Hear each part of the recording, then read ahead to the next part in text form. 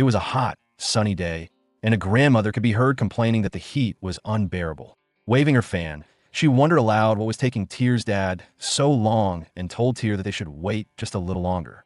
Tyr, lying on the floor, quietly agreed with her grandmother. 10 nights had already passed, and Tyr's dad still had not come home. The cute little blonde girl lying there was Kim Astur, and her dad was an incredibly strong holy knight from the Talokium Empire. Tyr believed that every day her dad went out to punish evil monsters and villains across the empire. She had believed this completely until she turned 3, but now that she was 4 years old, she thought she was old enough to understand everything. If her dad was the strongest holy knight that everyone admired, then he should have been rich, yet Tyr's family was poor, and her dad worked every day, even on holidays. Tyr then asked another woman in the room why her dad had to work so much, and the woman explained that his job did not pay well compared to how dangerous and difficult it was. The two women felt pity for Tyr, while Tyr, quietly eating her food, wondered if this was the reason her dad could not buy her the new sticker book she wanted. She thought about how her friends from Quail class went to Tanapang World with their moms and dads every holiday, and sometimes to Latte World or even the beach. Her friends had told her that she should go too, and Tyr had wanted to, but she had never been to places like that with her dad. Still, Tyr told herself that it was fine. At that moment, Tyr, still lying on the floor, added that the adults at the Gold Villa apartments really liked both her and her dad. The grandmother gently patted Tyr's head and said to the other woman that if Tyr was not registered from birth, she wondered how the girl would ever be able to go to school. The other woman sighed and replied that it would be difficult to register her because Tyr was technically an illegal resident, and if the authorities discovered this, she would be deported back to her homeland. As the two elderly women shed tears, the black-haired woman added that if that happened, Tyr would be deported while her father would likely be sent to jail. The grandmother then said that they were fortunate that the kindergarten principal was a kind person, adding that Tyr might have grown up unable to learn anything if the principal had refused to accept her.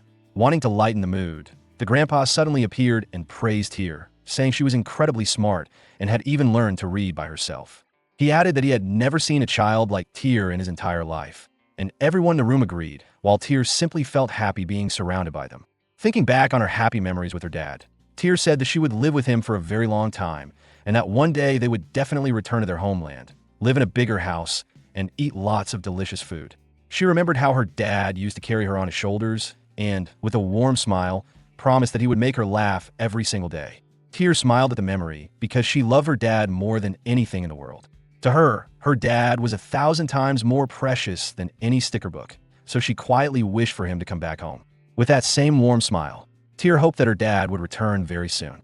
But Tyr's happiness did not last long, as the black-haired woman suddenly rushed into the house, shouting that something terrible had happened. The grandmother immediately scolded her for frightening everyone and asked what the commotion was about. The woman then handed her a note, and as soon as the grandmother read it, her face turned pale in shock, unable to believe what was written. As the adults quietly wondered what they should do, the grandmother told Tyr to stay where she was and remain quiet, promising that she would be right back. Tyr was left standing there alone, confused about what was happening. After a while, she overheard the elderly adults whispering about funerals, services, and regulations.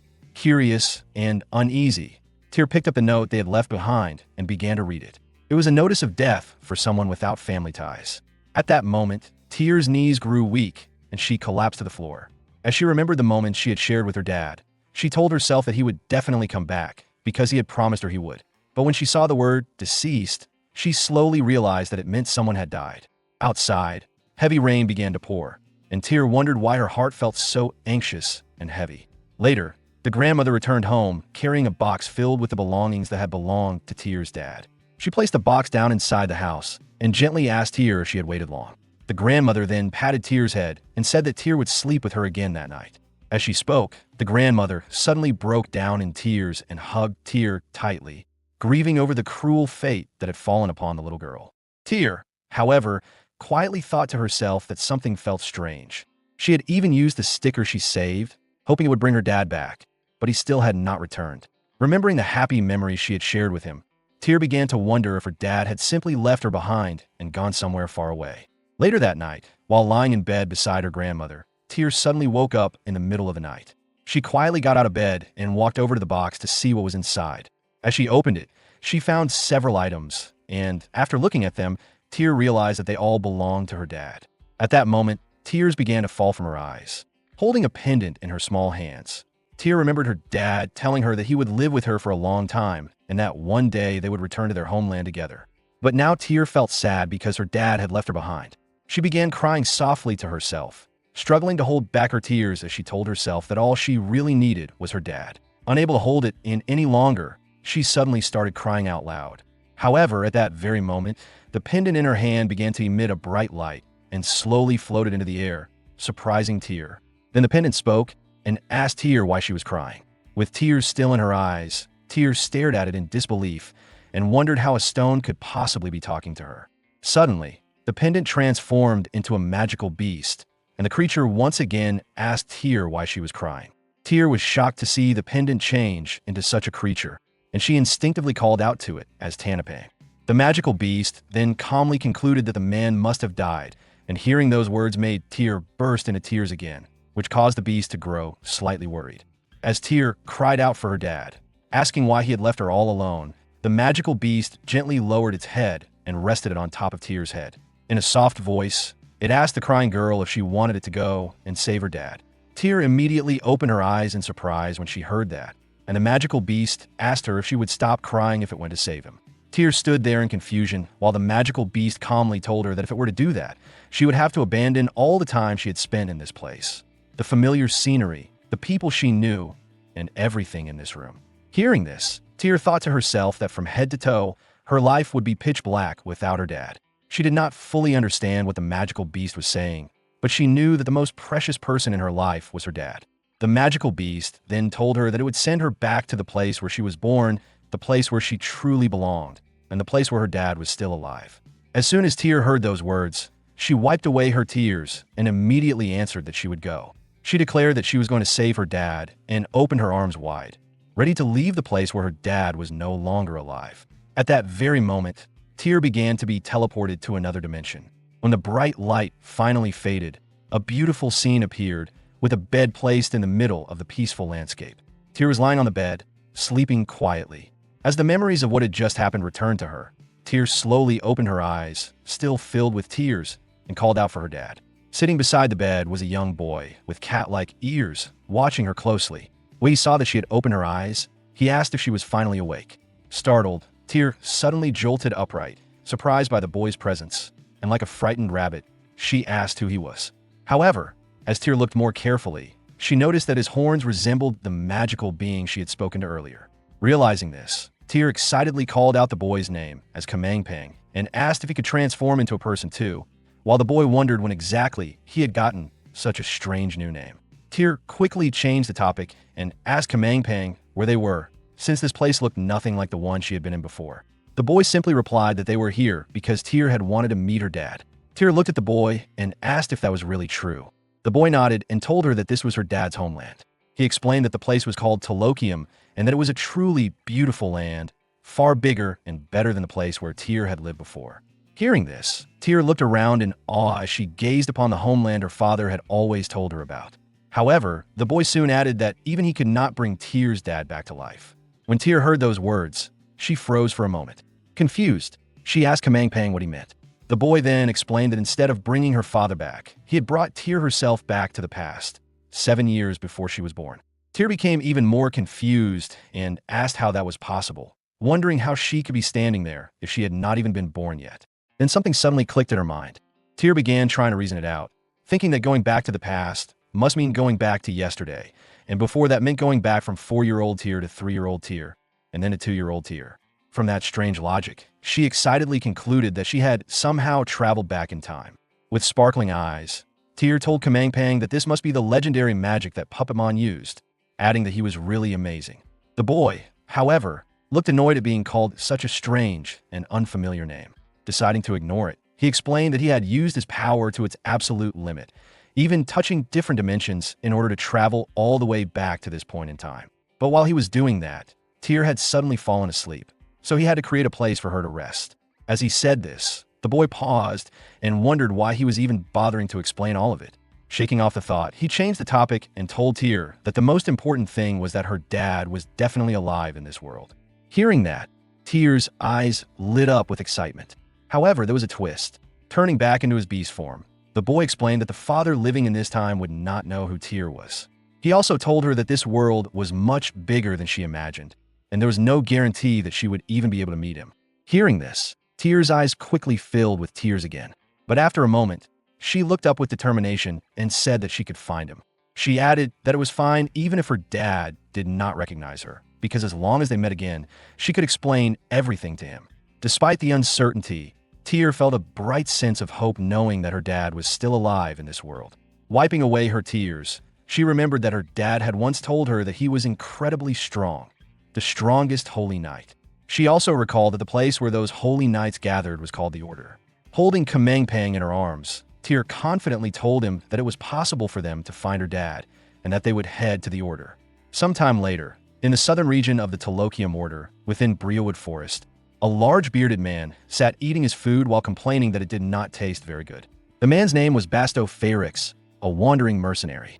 As he ate, Basto grumbled that his traps were no longer working because all the animals in the area had disappeared, driven away by the monsters emerging from the magic stones. Taking out his map, Basto examined it carefully and confirmed that whenever he attacked one magic stone, monsters would appear from another. If he attacked that one too, yet another stone would appear nearby. He sighed and muttered that monsters had been pouring out endlessly ever since those strange magic stones had appeared. Thinking back to the events of the previous day, Basto recalled how he had been certain he would die during the chaos. Yet somehow he had managed to survive once again. Letting out a small chuckle, he shook his head and muttered that everything felt completely pointless. As Basto was recalling his past, he suddenly heard a voice nearby. Instantly grabbing his weapon, he became alert and wondered if something had been caught in one of his traps.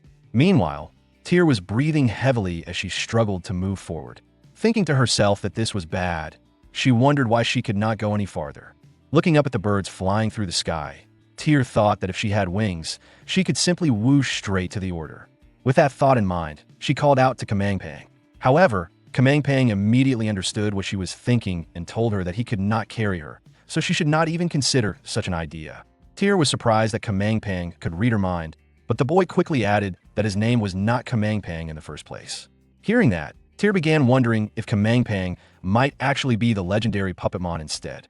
The boy sighed and explained that he could not do much at the moment because he had already used up all of his power. Hearing this, Tyr thought to herself that Kamangpang must have spent all his strength granting her wish, so she decided that she should not keep making demands without showing gratitude. With that in mind, Tyr walked over to him and kindly offered to give him a free massage, proudly believing she was very good at it. The boy, however, looked troubled by her persistence. Grabbing his wings, he quickly told her that he was completely fine and did not need a massage. He then explained that even if he still had power left, magic that left traces, such as teleportation, could allow others to track them, so he could not risk using it.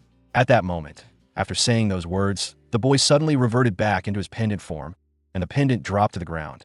Tyr looked worried and quickly called out to Kamangpang as she saw that he had turned back into the pendant. Picking it up and staring at it closely, Tyr concluded that since Kamangpang was the legendary Puppetmon, he must have returned to his puppet ball to rest.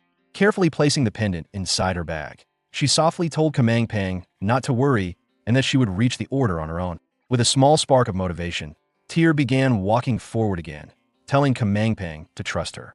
However, only a few seconds later, she unknowingly stepped straight toward a trap.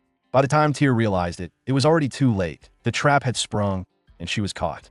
Basto suddenly appeared from nearby, looking alert and determined. Tyr, trapped and unable to move, became extremely frightened when she saw the strange man standing in front of her. With tears filling her eyes, she called out to Kamangpang inside her bag, saying that she was in trouble. Panicking, Tyr tried to calm herself down and repeatedly told herself that everything would be fine. Then, in her panic, she even told the strange man not to cry. The man, completely confused, could not understand what was going on as Tyr continued hiccuping between her sobs. Basto Ferrix stared at the strange scene in disbelief. In a forest where monsters roamed freely at night, a small child was somehow wandering around alone, had gotten caught in his trap, and was now trying to reassure him instead. Still panicking, Tyr told the strange man that everything was fine and insisted that her dad was nearby, so she told him to go away. Hearing that, Basto felt slightly relieved, thinking that the child's father must be somewhere close. However, he then spoke gently and told her that her dad would be very shocked if he saw his child in such a situation. He asked her to stay still so that he could untie her. As Basto worked to free her from the trap, Tyr continued screaming in panic and called out Kamangpang's name again and again, begging him to come save her. Basto tried to comfort her, telling her that it was okay to cry and that if she cried loudly enough, her dad might hear her and come find her soon. Through her tears, Tyr kept repeating that she had a dad, saying it over and over again. Basto looked troubled but gently told her that he believed her, even though he noticed that the more she talked about her dad, the harder she cried. After finishing untying the trap, Basto told the child that she was free now and could go to her dad. Tyr slowly stood up, still crying, and nervously asked the strange man if he was not going to catch her. Basto looked confused and asked why he would catch her. Tyr then explained that she thought he was a kidnapper, which was why she had asked. Hearing this, Basto froze in shock and quickly realized that the child had been crying because she was scared of how he looked.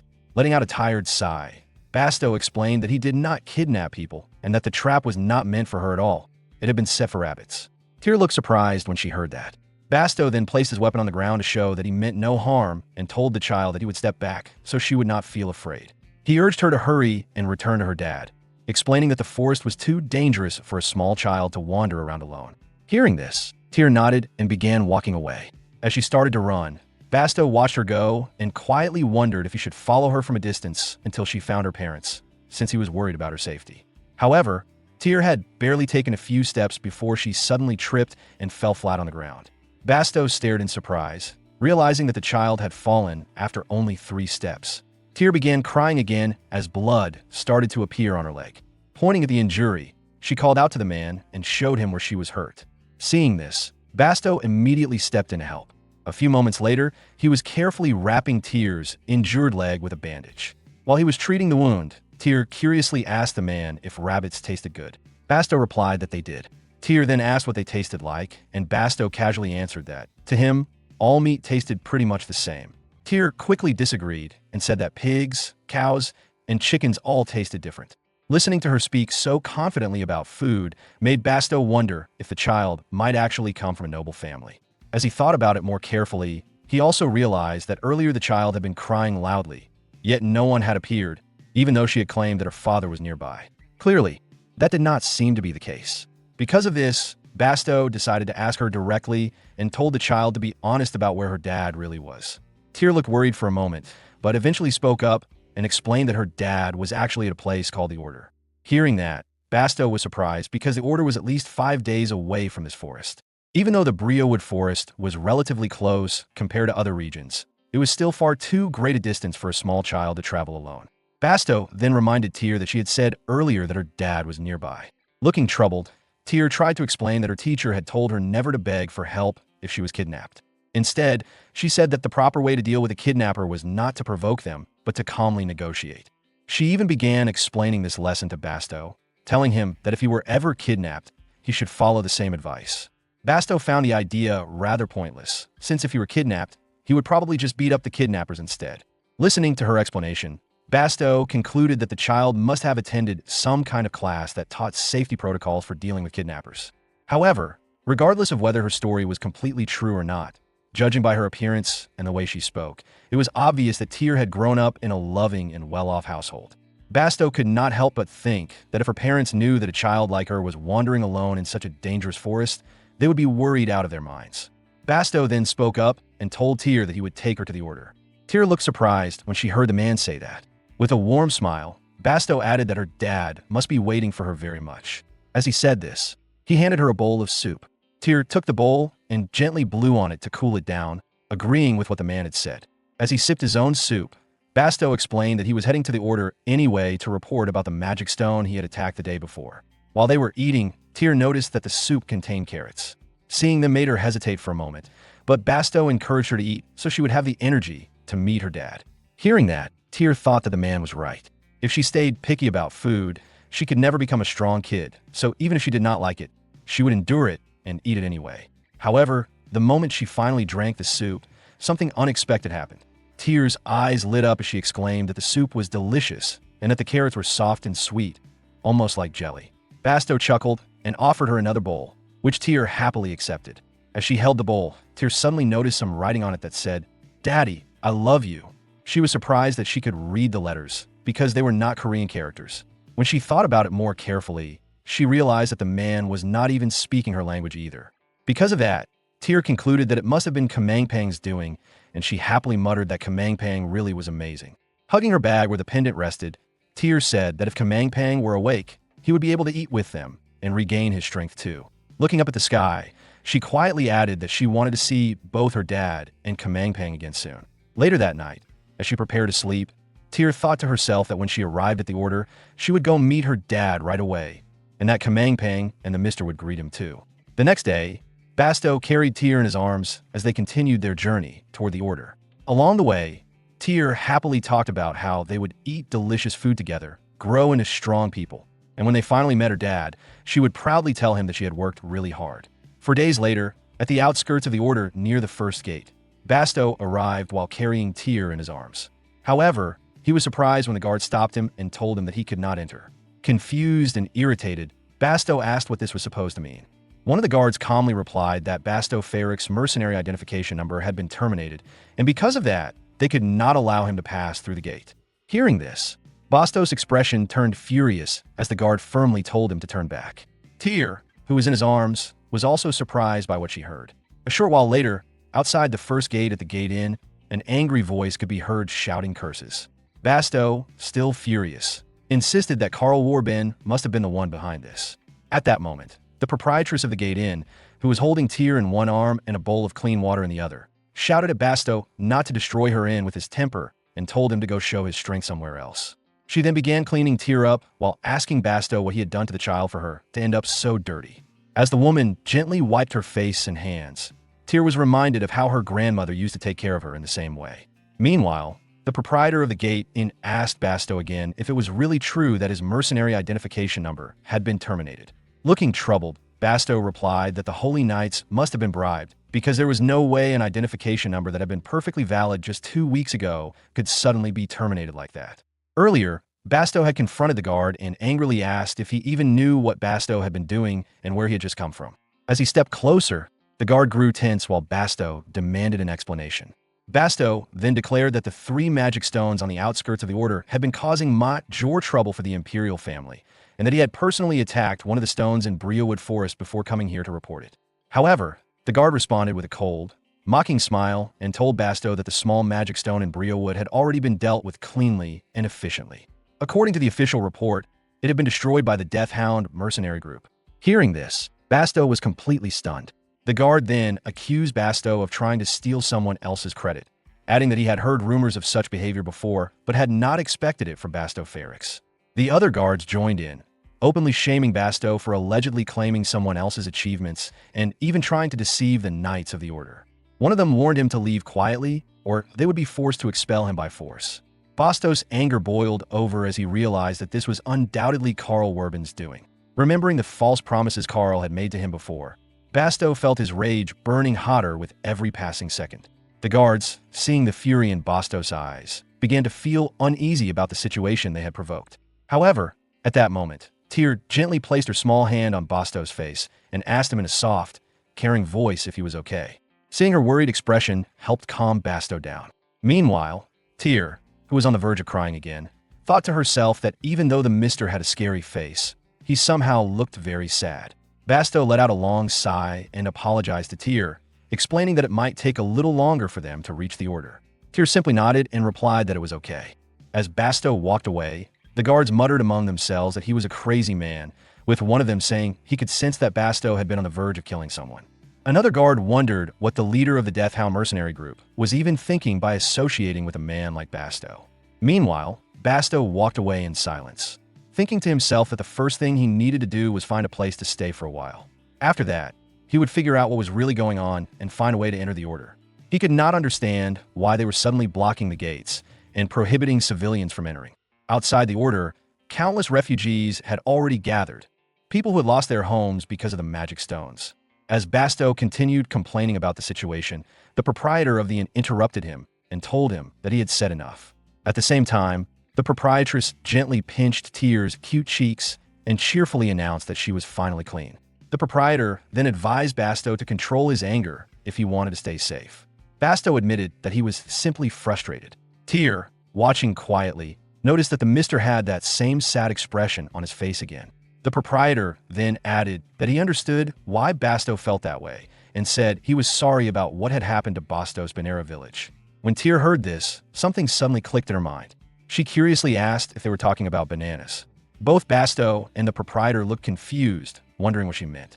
When Tyr repeated the word, banana, the proprietor slowly realized that she might be referring to Banera village. Tyr quickly nodded in agreement. With a bit of cream still on her lips, she wondered why she had only remembered this now, and said that Banana village was Mr. Bastos' village. Hearing this, Basto confirmed that Tyr was right. Then, with a bright and excited expression, Tyr happily added that she also knew Mr. Basto. At that moment, Tyr remembered something her dad had once told her. He had said that he used to have 20 subordinates, and that instead of having 100 weak people, it was much better to have 20 extremely strong ones. Tyr had curiously asked if all of her dad's subordinates were legendary Puppetmon, and her dad laughed and replied that they were all very strong. Among them, he said the person closest to him was someone Tyr knew as Hammer Mister. Originally, Hammer Mister had not been her dad's subordinate at all. He had actually been the vice captain of a mercenary group called the Death Hound. Tyr, confused by the name, had asked what hound meant. Her father explained that Death Hound basically meant dogs of death, which frightened Tyr a little when she heard it. Her dad then continued, explaining that the mercenary group was based in Banera village and that the leader of the group was a man named Carl. According to him, Carl constantly made Hammer Mr. work extremely hard. As Tyr remembered this conversation, she slowly realized something while looking at Basto's face. The Hammer Mr. her dad had talked about was none other than Mr. Basto. Tyr also recalled her dad saying that they had once been friends, but Carl had eventually betrayed Mr. Basto and ran away on his own. Her father had explained that Carl used to spend his time idly in Banera village while constantly ordering Hammer Mister to attack magic stones every single day. Despite that, Hammer Mister had never refused even once, because Carl had promised that while he was away, he would take good care of Basto's wife and daughter. However, one terrible day, disaster struck Banera village.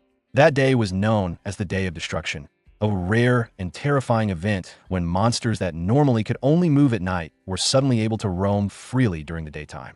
Tyr's father had warned her that if they ever returned there, she must remember that it would be very dangerous. He then continued the story, explaining that at the exact time when the disaster occurred, Hammer Mister had been away from the village, attacking another magic stone.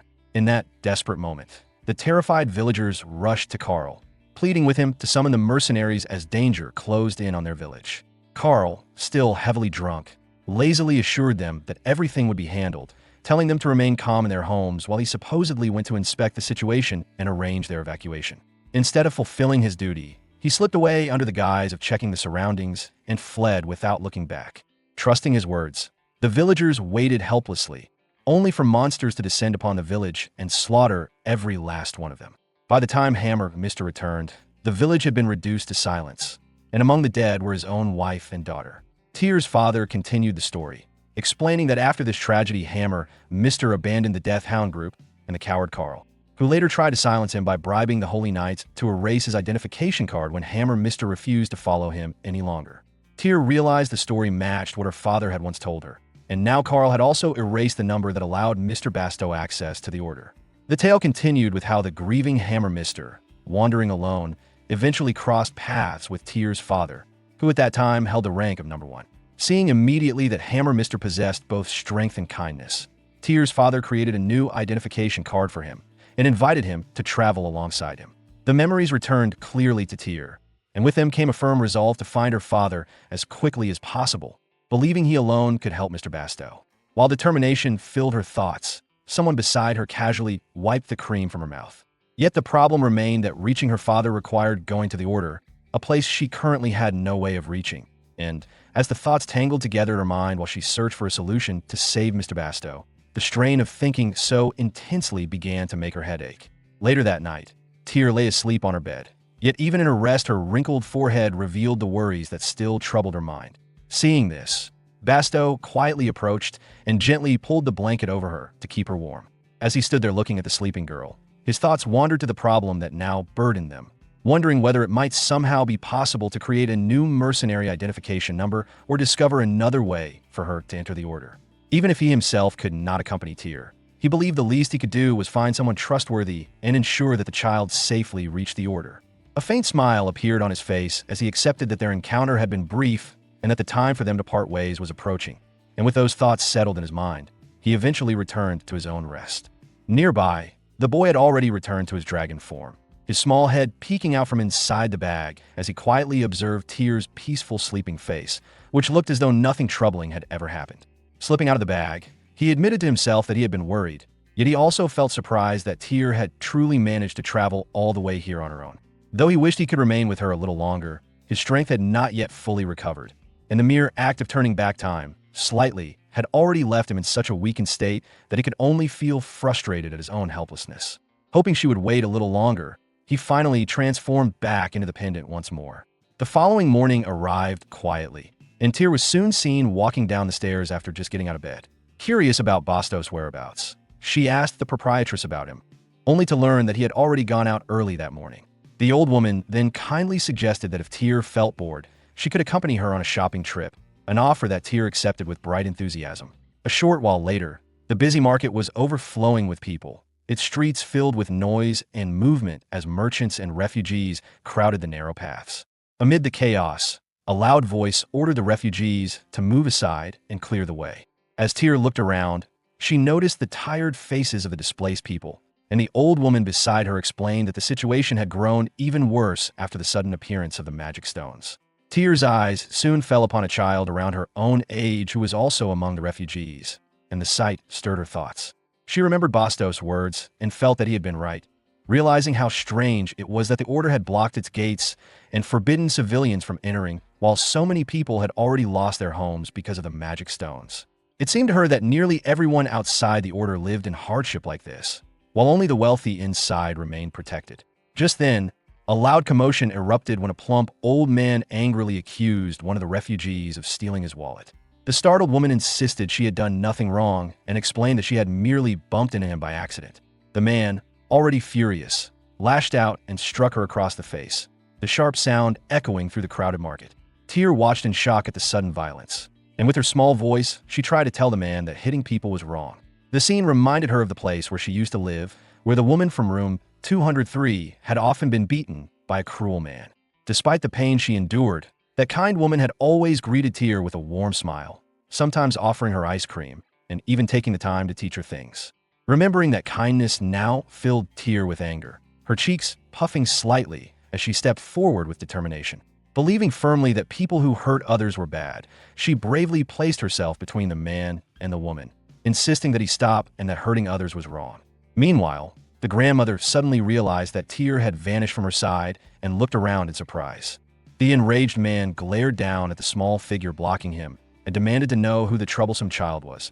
But before the situation could escalate further, several people nearby stepped forward and spoke up in defense of the refugee, insisting that she had stolen nothing and urging the man to stop causing trouble. The fat man angrily declared that the people around him clearly had no idea who he was and were daring to challenge someone of his standing. Before he could continue, the grandmother calmly stepped forward and positioned herself between him and the others, urging him to think carefully about where he was standing. She reminded him that the back alleys near the checkpoint were places where desperate people gathered, individuals who had already lost everything and therefore had nothing left to fear. Confused by her warning, the man demanded to know what she meant, but the old woman responded with a cold, menacing gaze. She explained that whether he was a noble or a wealthy man meant nothing in this place, and quietly advised him that if he wished to avoid being discovered as an unrecognizable corpse abandoned on a dark roadside one night, it would be wiser for him to leave without making any further trouble. Around them, several of the onlookers began staring at the man with equally threatening expressions, silently reinforcing her warning. Realizing that the situation had quickly turned against him, the man decided that retreating for now would be the safest option and reluctantly backed away. Watching this unfold, Tyr could not help but admire how impressive the grandmother had been, while the woman who had been struck earlier still remained sitting silently on the ground. The grandmother then turned her attention to the injured woman and asked if she was the one who had been staying in the room at the far end of the second floor. Slowly standing up, the woman faced her as the old lady mentioned that she had noticed she had not come around for several days and wondered what had brought her to the market today. Instead of answering politely, the woman curtly told the grandmother to mind her own business, which surprised Tyr greatly. The grandmother, however, showed no intention of backing down and bluntly remarked that the woman was being quite rude, asking if she had even seen the state of her own face. When the woman glanced at a nearby mirror and noticed the swelling and injury left by the slap, the old lady calmly told her to come along with them. Meanwhile, Tyr began quietly questioning herself, uncertain whether she had truly helped a kind person or if the situation might have been something entirely different. The woman suddenly turned her gaze toward Tyr with a frightening expression, and the intensity of it made the young girl instinctively shrink back in fear. Sometime later, they returned to the inn, where the grandmother calmly told Tyr to prepare herself for a meal while also handing the injured woman a towel and instructing her to clean her face. The woman insisted that she was perfectly fine and did not need it, but the grandmother bluntly asked if she should simply throw the towel at her face instead. Left with little choice, the woman reluctantly began wiping away the dirt and marks from the earlier confrontation. Tyr watched the scene nervously, still intimidated by the woman's presence, and quietly thought to herself that she had been wondering about it for a while, but the woman seemed rather mean. Lost in her thoughts, Tyr accidentally muttered the word out loud while staring at her. The woman immediately demanded that Tyr repeat what she had just said, causing Tyr to nervously ask whether she had really stolen the wallet after all. With an innocent and slightly pouty expression, Tyr added that if someone was mean, a tiger might come and carry them away. The comment instantly angered the woman, who burst out in frustration and demanded to know who Tyr was calling a woman before suddenly pulling back the hood covering her head. To Tyr's complete surprise, the person revealed beneath it was actually a handsome boy rather than a woman, a revelation that completely overturned what everyone had assumed until that moment. After firmly confirming once again that he was indeed a boy, Tyr immediately corrected herself, switching from calling him Uni to calling him Appa instead. Fascinated by the unexpected discovery, Tyr excitedly remarked that it was her first time seeing an Appa who looked so much like an Uni, leaving her completely captivated. Just then, Basto returned and pushed open the door, and the boy spoke up while holding a wallet in his hand. He admitted that he had taken the wallet earlier, though he clarified that it had originally belonged to him, making it more accurate to say that he had simply taken it back. The boy then explained that the fat man had once hired him to help locate members of a mercenary group, but after the job was finished the man kept the payment for himself and tried to run off, something the boy had no intention of allowing to happen. Both Tyr and Basto were taken aback by the boy's blunt admission. He went on to explain that someone like him had no chance of receiving a knight's appointment, and if he wanted to earn money by hunting monsters, becoming a mercenary was the only path available to him. Hearing this, Tyr's eyes lit up with sudden determination, and she eagerly asked whether forming a mercenary group would allow them to obtain an identification card. The boy confirmed that it was possible, though he pointed out that they would first have to pass the mercenary examination. At that moment, it felt as if a light bulb had appeared above Tyr's head as a new idea formed in her mind. With an excited and resolute expression, she boldly suggested that they should form a mercenary group together. The boy stared at her in disbelief and asked what she was even talking about, reminding her that what he needed was a capable partner to earn money with, not a child tagging along. His raised voice made Tyr shrink back slightly in fear. Leaning forward, he poked her head and explained that he was an assassin, making it completely unreasonable for someone in his profession to team up with a kid. Tyr quickly defended her idea by claiming she had a legendary puppetmon on her side, referring proudly to the boy who currently existed as a pendant. The assassin paused in confusion, wondering what exactly a puppetmon was supposed to be. Tyr then added that Mr. Basto was also incredibly strong, prompting the boy to ask who this Mr. Basto even was. At that exact moment, Basto stepped forward into view, startling the boy while filling Tyr with happiness at seeing Hammer Mr. Basto again. Basto calmly introduced himself with his full name, Basto Ferrix, before shifting the conversation by asking whether the boy truly intended to form a mercenary group. The boy looked at him suspiciously, silently wondering who this bulky stranger was, while Basto casually claimed that he could handle small magic stones by himself. Lifting Tyr into his arms, he then explained that although he had recently lost his mercenary identification number, he had once been a mercenary in the past. Basto calmly explained that 6 days earlier he had personally attacked the small magic stone in Brio Wood on his own, while Tyr continued eagerly urging the boy to join them in forming a mercenary group.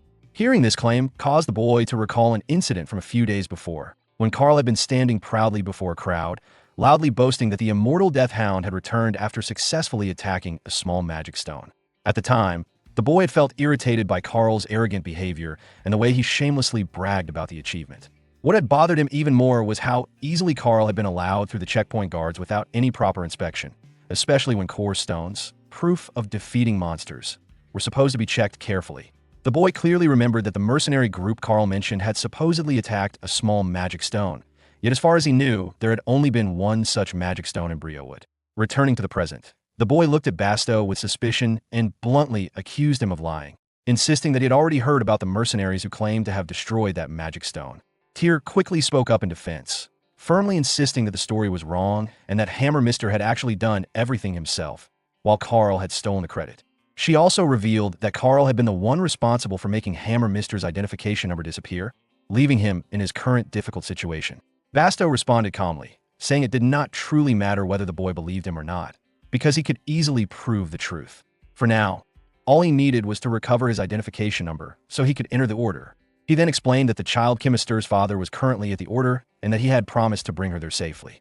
Hearing this, the boy paused in confusion for a moment before finally realizing that the towering man beside him was not actually the little girl's father, something he felt he should have noticed earlier since the two of them did not resemble each other in the slightest. The boy silently studied the pair before him and began thinking the situation through, eventually deciding that they did not appear to be lying. In his eyes, the little brat seemed far too simple-minded to fabricate a convincing story, while the muscle-headed man standing beside her looked equally incapable of pulling off a clever lie. With that thought, the pieces began to make sense in his mind. The mercenary group that had claimed the achievement now seemed suspicious, and it became easy to imagine that they had stolen the man's accomplishment and, fearing retaliation afterward, arranged for his mercenary identification number to be erased so he would not even be able to approach the order. The boy reflected on his own situation as well, recalling how he had already spent 2 entire months lingering near the gate in search of competent people to work with. Yet no one suitable had appeared. In the end, he had been forced to accept a request out of desperation, only to be betrayed for his trouble. The thought of becoming comrades with unreliable half-trained fighters and possibly dying during the mercenary examination was something he refused to accept, yet wasting even more time when he could be earning money was equally unacceptable to him, especially since something important was waiting for him. Finding himself cornered by circumstance, the boy, whose name was finally revealed to be Vale Theodore, slammed his hand onto the table and called out to Basto, declaring that if Basto failed to prove his worth, he would not hesitate to abandon him without a second thought. Basto responded calmly, remarking that it was better to run away early than become useless baggage, and bluntly advised Vale not to end up being the burden instead. The remark immediately irritated Vale, while Tyr watched the exchange in confusion, quietly wondering whether this meant the mercenary group had already been formed. The following day arrived with Tyr happily marching along the street while holding the hands of both Basto and Vale. As they walked together, Vale could not help wondering why he had somehow ended up being forced to hold the child's hand. Tyr, however, was overflowing with excitement, happily praising Hammer Mister's strength while also admiring how strong and handsome her new Appa looked, leaving Vale puzzled about why she seemed so thrilled by the situation. Tyr continued excitedly listing her accomplishments, proudly explaining that Kamang was a legendary puppetmon and that she herself had once taken first place in Quail class training. She eagerly went on about how skilled she was at games like hide-and-seek, tag, and cops and robbers, boasting that whenever she was the one chasing, she could always catch everyone without fail. Gripping a small stick like a weapon, she confidently declared that catching monsters would not be any different and that she would simply catch them all as well. Calling out to the 2 adults beside her, Tyr insisted that they had nothing to worry about because she was incredibly strong. However, before her enthusiasm could go any further, Basto gently placed a hand on her shoulders and firmly told her that she would not be catching any monsters. The statement caught Tyr completely off guard, leaving her surprised. Realizing she had little understanding of what monsters were actually like, Basto explained that dealing with them was far from child's play and asked her what kind of things she feared the most. Tyr thought for a moment before answering that the scariest creature she could imagine was a T-Rex. Basto admitted he had no idea what a T-Rex was, but he calmly stated that real monsters were far more terrifying, perhaps 10 times worse than whatever she was imagining. Hearing this immediately made Tyr tremble with fear, and the small stick she had been holding slipped from her hand and fell to the ground. Seeing this reaction, Basto explained that he had already arranged for someone to watch over her. At that moment, an elderly man appeared nearby, a fortune teller named Nordic's Omen. Basto instructed Tyr to stay here quietly with the old man for a while, and she obediently agreed. He then informed the fortune teller that they would return before dawn, to which the old man casually replied that he had received an introduction from Jax, the proprietor of the gate and where Vale had been staying. Tyr felt a wave of disappointment as she realized how nervous she had become, remembering that her father had once warned her about monsters as well. She recalled how he had explained that there were many different kinds of monsters and countless ways they could attack, reminding her to never lower her guard no matter the situation. Thinking about those words, Tyr quietly told herself that she should not behave immaturely, and although she still felt a little down, she bravely assured the two that she would stay behind and wait quietly. Vale nodded at that and casually told her that she should do exactly that, adding that she better not start crying while they were gone. Tyr immediately insisted that she would never cry and proudly declared that she was not a little kid anymore, but Vale dismissed her claim and bluntly told her that she was still a little kid. He went on to tease her by recalling how he had heard her crying loudly the first time she met Basto, with tears running down her face and snot hanging from her nose as she begged to be saved. Embarrassed and furious at the reminder, Tyr argued back that she might be a child, but she was not a little kid. Vale only mocked her further, saying there was no real difference between the two, while Tyr stubbornly insisted that Vale Appa was completely wrong. Before their argument could escalate any further, Basto stepped in and calmly told Vale that it was enough. Tyr then turned toward Basto and politely wished him goodbye, and he responded with a warm and reassuring smile. Vale, however, immediately became irritated that Tyr had not said anything to him. Pouting slightly, Tyr quickly added that Vale Appa should also be careful, which instantly pleased him. Amused, he remarked that Tyr was quite a funny child, admitting that he had never expected to see a little kid who wanted to attack a magic stone. Basto then casually suggested that Tyr might actually be the child of a noble family, prompting Vale to question why a noble's child would ever be wandering alone in a forest. Basto admitted that it was only speculation on his part, yet added that whether Vale believed it or not did not change the fact that when he had asked the girl about her parents, the name she gave had left him completely stunned. Sometime later, the two arrived at Tenebrum Cave, a place where newly sprouted small magic stones had begun turning the area into a nest for monsters. As they carefully moved through the dark tunnels, Vale carried a lantern and casually asked Basto how a name could possibly be strange enough to leave him so baffled.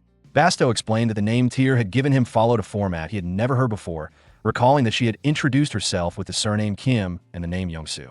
Hearing that only made Vale more confused, and he remarked that such a name did not sound like anything that could belong to a noble family. He reasoned that even if the girl had become lost somewhere, that was still the name she had provided, and he questioned whether Basto could realistically find her father with such vague information.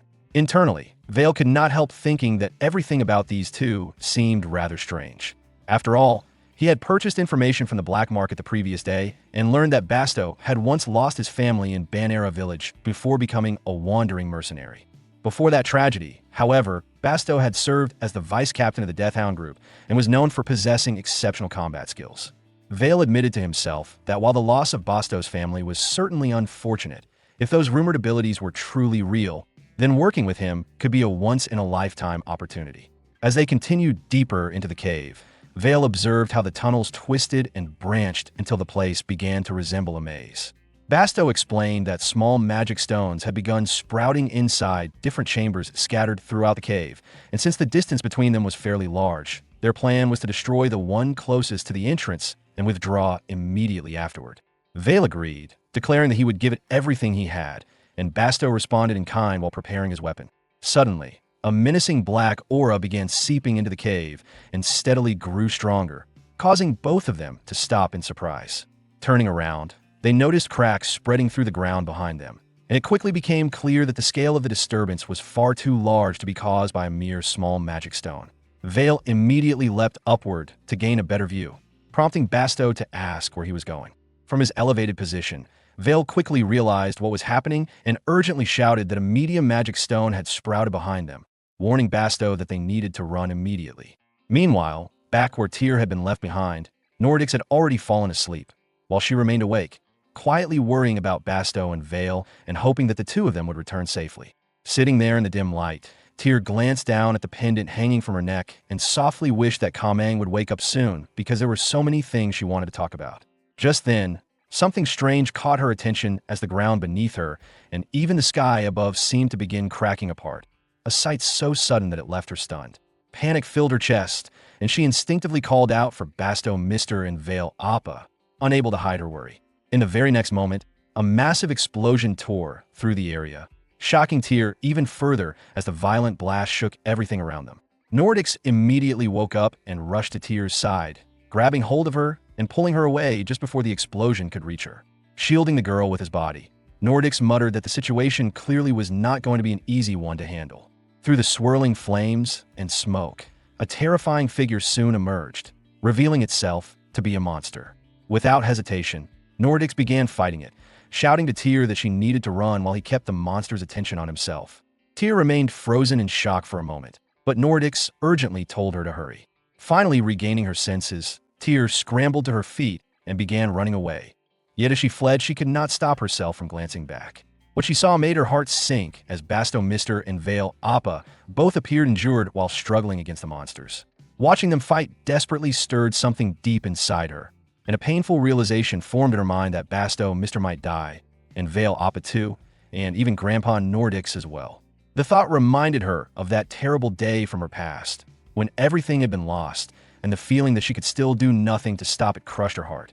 While running, Tears suddenly tripped and fell to the ground, tears spilling from her eyes as she cried out in desperation, begging the heavens to hear her prayer because she did not want to say goodbye to anyone ever again. As her sobbing grew louder, something unexpected happened.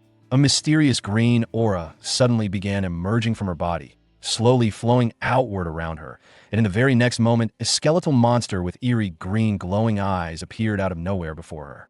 At the same time, Vale was locked in combat with a monster, his expression filled with irritation as he fought back against the relentless creatures surrounding him. Nearby, Basto was also battling fiercely, but as he kicked one monster away from him, another managed to slash across his hand, leaving a painful scratch. As he steadied himself, Basto recalled that when he had scouted the cave 2 days earlier, there had only been small magic stones present, yet somehow a medium magic stone had now appeared. With that change, the situation had quickly spiraled out of control, and the two of them realized that far too many monsters were pouring out for just the pair of them to handle. The battle dragged on, and exhaustion slowly began catching up to them. Growing frustrated with the hopelessness of their situation, Vale pulled out a small bottle of poison and bitterly remarked that rather than being torn apart alive by the monsters, he would rather swallow the poison and leave the world on his own terms. However, just as he prepared himself, a bone suddenly shot through the air and smashed directly into the head of the monster attacking him. Vale froze in surprise, unable to understand what had just happened.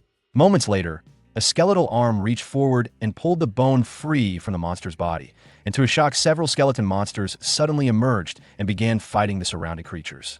The skeletons threw themselves into battle, clashing with the monsters as if they had appeared from nowhere. Watching the scene unfold, Vale could hardly believe his eyes, recalling how he had just seen them clawing their way up from the ground earlier and realizing he had not imagined it. Just then, Basto suddenly called out to him, startling Vale with the abrupt shout. Basto asked what in the world had just happened and pointed out that Vale had never mentioned being a mage. Vale, however, looked just as confused and insisted that he had assumed Basto was the one responsible for summoning the skeletons in the first place. Still holding the bottle of poison in his hand, Vale muttered that without the sudden appearance of those skeleton monsters, he would already be a dead man. Basto, however, was now deeply puzzled, wondering who could possibly be responsible if it was not Vale.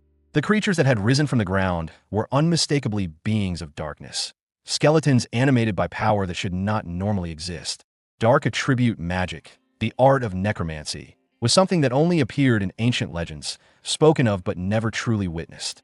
Yet now, somewhere nearby, there had to be a person capable of casting such terrifying magic for the first time in history.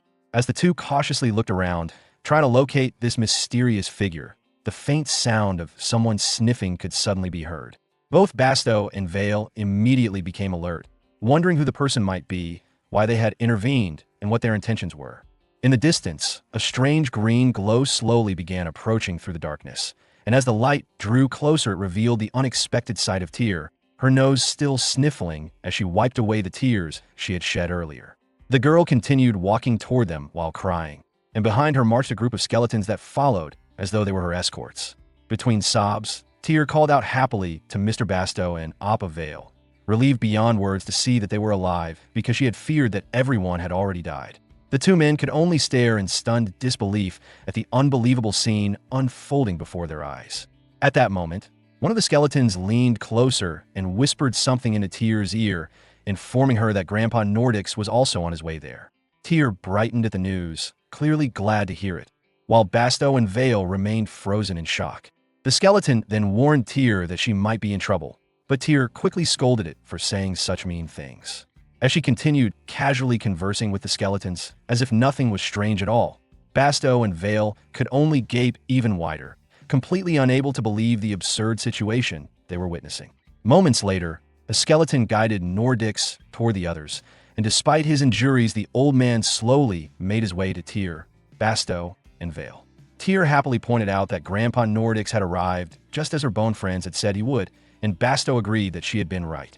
Tyr then explained that the bone friends had been underground the whole time, which was why they knew everything that was happening, and that they had also defeated the monsters that tried to escape.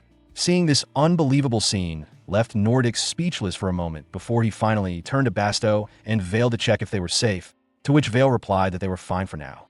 Nordics then wondered if the skeletons had been summoned by the child, and Basto admitted that if his judgment was correct, Tyr must have been the one who summoned them, as she even seemed able to hear their voices while the others could not. What confused him, however, was that when he had first met her, there had been no sign that she possessed such an ability. Just then, Tyr asked Basto if they needed monster cores in order to pass the mercenary group exam. And when Basto confirmed that they did, Tyr quickly told them they should go because her bone friends had already gathered the cores for them. Soon after, they headed toward where the magic stone had been, and several monster cores were scattered across the ground. Vale observed the scene and noted that both the crack in the magic stone had disappeared, realizing that the skeletons had truly destroyed it without leaving anything behind. Basto noted that all the monster cores were gathered there, while Tyr happily began collecting them one by one. Seeing this, Nordics observed that the child had been born with magical power, and not just ordinary magic, but an exceptionally strong one, which surprised both Vale and Basto. He then praised Tyr for awakening her ability without even realizing it herself, though Tyr looked confused after hearing that she possessed such a power. Nordics calmly explained that most mages only awaken their abilities during their teenage years, and depending on the person, some never managed to awaken them at all. Yet Tyr had somehow done it at such a young age. Before the explanation could continue further, Vale interrupted and told Tyr that she was incredible and nearly the strongest among them. Hearing those words left Tyr puzzled for a moment, as being called incredible and strong felt unfamiliar to her. However, something suddenly clicked in her mind as she remembered how her father had once told her that he was the strongest holy knight. Thinking about that memory, Tyr confidently remarked that blood was thicker than water, and the unexpected comment caused one of the nearby skeletons to burst out laughing. The three of them were puzzled by Tyr's sudden remark about blood being thicker than water. Looking around cautiously, Tyr leaned closer and quietly whispered that her dad was incredibly strong, even the strongest in the world, and that he was a powerful holy knight. Hearing the words holy knight immediately caught the attention of the others, leaving them visibly surprised. Tyr then proudly added that her own ability must have come from inheriting it from her father. Basto silently reflected on this, recalling how strange it had seemed that a child like her had been wandering alone in the forest, and he began to suspect that she might not have simply gotten lost. In this world, abilities that awakened in people generally fell into two types: holy power and magical power. Holy knights awakened holy power and channeled it through their swords, while mages awakened magical power and used it to cast different kinds of spells. The two forces existed as opposites, standing on completely different sides. For a child born to holy knight parents to awaken magical power, instead, was not entirely impossible, but it was rare enough to appear only in legends and was often viewed negatively by society. There was even an old superstition claiming that children born with powers opposite to their parents would bring ruin to their surroundings and disaster to those near them. Vale considered this carefully and realized that if the child's parents were truly the strongest holy knights, there was only one family within the empire that could hold such a title: a noble house that had produced knights with exceptionally pure holy power for generations, an aristocratic lineage that had never once fallen from its high standing. None other than House Luminen. At that moment, Basto and Vale exchanged glances, silently realizing what the situation implied. Tyr then spoke up and explained that she had not really planned to mention it, but until recently she had lived alone with her dad in a small yet cozy house. Hearing that surprised Vale, since someone from the Luminen family living in such a modest place seemed unbelievable. Tyr continued describing the house in detail, explaining that her room was only about this big, the bathroom was at the end of the hall, and during winter it became freezing cold with only icy water coming out. Yet she said she had loved it very much because even though it was just her and her dad, it had always felt like having 100 family members together. Her expression then turned sad as she explained that her dad had left, which startled both Basto and Vale. Tyr went on to say that afterward she had been alone in the forest with Kamang, and while holding up her pendant, she mentioned that Kamang was currently sleeping. Vale quickly realized that the pendant must be a permanent summon, meaning Tyr had likely awakened her power earlier without understanding it, and had unknowingly summoned something that would remain with her. Tyr then added that once Kamang woke up, he would help her find her dad. and with a bright smile, she confidently said that since they could now pass the mercenary group exam, she would definitely find him at the order. However, she quietly admitted that her dad probably would not remember her anymore, though she insisted that it was fine. That statement confused the others, and Vale wondered what kind of father could possibly forget his own daughter. Tyr reflected silently on how Kamang had used magic to rewind time, bringing them back to a moment before her father even knew her, and with tears forming in her eyes, she explained that her dad had never wanted it to happen and likely missed her too, but because of the magic she had been erased from his memories. Hearing this left the three of them deeply shocked by the cruelty of what had been done to Tyr's father. The three of them gathered together for a moment, and Vale asked if they had all just heard the same thing about Tyr being erased from her father's memory. The other two confirmed it, while Basto quietly wondered how anyone could do something so cruel to a child so young. If what Tyr said was true, then the noble and honorable Holy Knight family Luminen must have forced her father to flee with her in order to protect the child who had been born with powerful magical ability. The two of them had ended up living in a small place that was barely better than a stable, yet even it had not been tolerated by someone within the family. In the end, Tyr had been erased from her father's memories and abandoned alone in the forest, left to die or disappear without anyone knowing. Thinking about it now, while looking at the depressed little girl standing nearby, the three of them struggled to believe such a cruel story could be real. Vale, however, was already burning with anger toward the people responsible for doing such a thing to Tyr. Basto eventually spoke up and suggested that since they did not know what actions the Luminen family might take, it would be safer to hide Tyr's identity for now and carefully approach the family later. Vale agreed, reasoning that if the family had already tried to abandon her once, they would never allow her to live freely if they discovered she was still alive. Although anger still burned inside him, Basto told him to calm down because nothing could be certain yet. Vale then walked toward Tyr with a stern expression that made the girl nervous. But instead of scolding her, he simply rubbed her head and explained that there was no rule saying a 4-year-old could not join a mercenary group, though that was only because no such case had ever happened before. Tyr tilted her head and asked what the word precedent meant. So Vale simplified it by saying that no matter how strong her power might be, a 4-year-old could not officially register in a mercenary group. Still, he added that since Tyr wanted to find her father, they would simply have to find another way to make it happen. Basto agreed and explained that thanks to Tyr they were still alive, and because of that he owed her a debt he could never repay in his lifetime, so he wanted to help her in return. Nordics also agreed with Basto's words. Hearing this left Tyr surprised that they thought so highly of her, but Basto continued by saying that from now on she needed to hide her ability from other people. Tyr was confused by this and asked why, and Basto explained that her power was incredibly strong, meaning bad people might target her because of it. Vale agreed with that reasoning, adding that Tyr could end up in serious trouble before she even managed to meet her father. Hearing that made Tyr feel depressed, worried that she might never be able to find her dad. Vale then changed the topic and remarked that Tyr's power was amazing and would become a great asset to their mercenary group. But that raised the question of how they could hide her identity. He jokingly wondered if he should just carry her around or stuff her into a bag to transport her, which made Tyr loudly protest that she did not want that at all. Tyr then began thinking about how animals hid themselves, imagining cute rabbits and caterpillars hiding from lions and birds, yet she also realized that if she hid too well it might become harder for her dad to find her.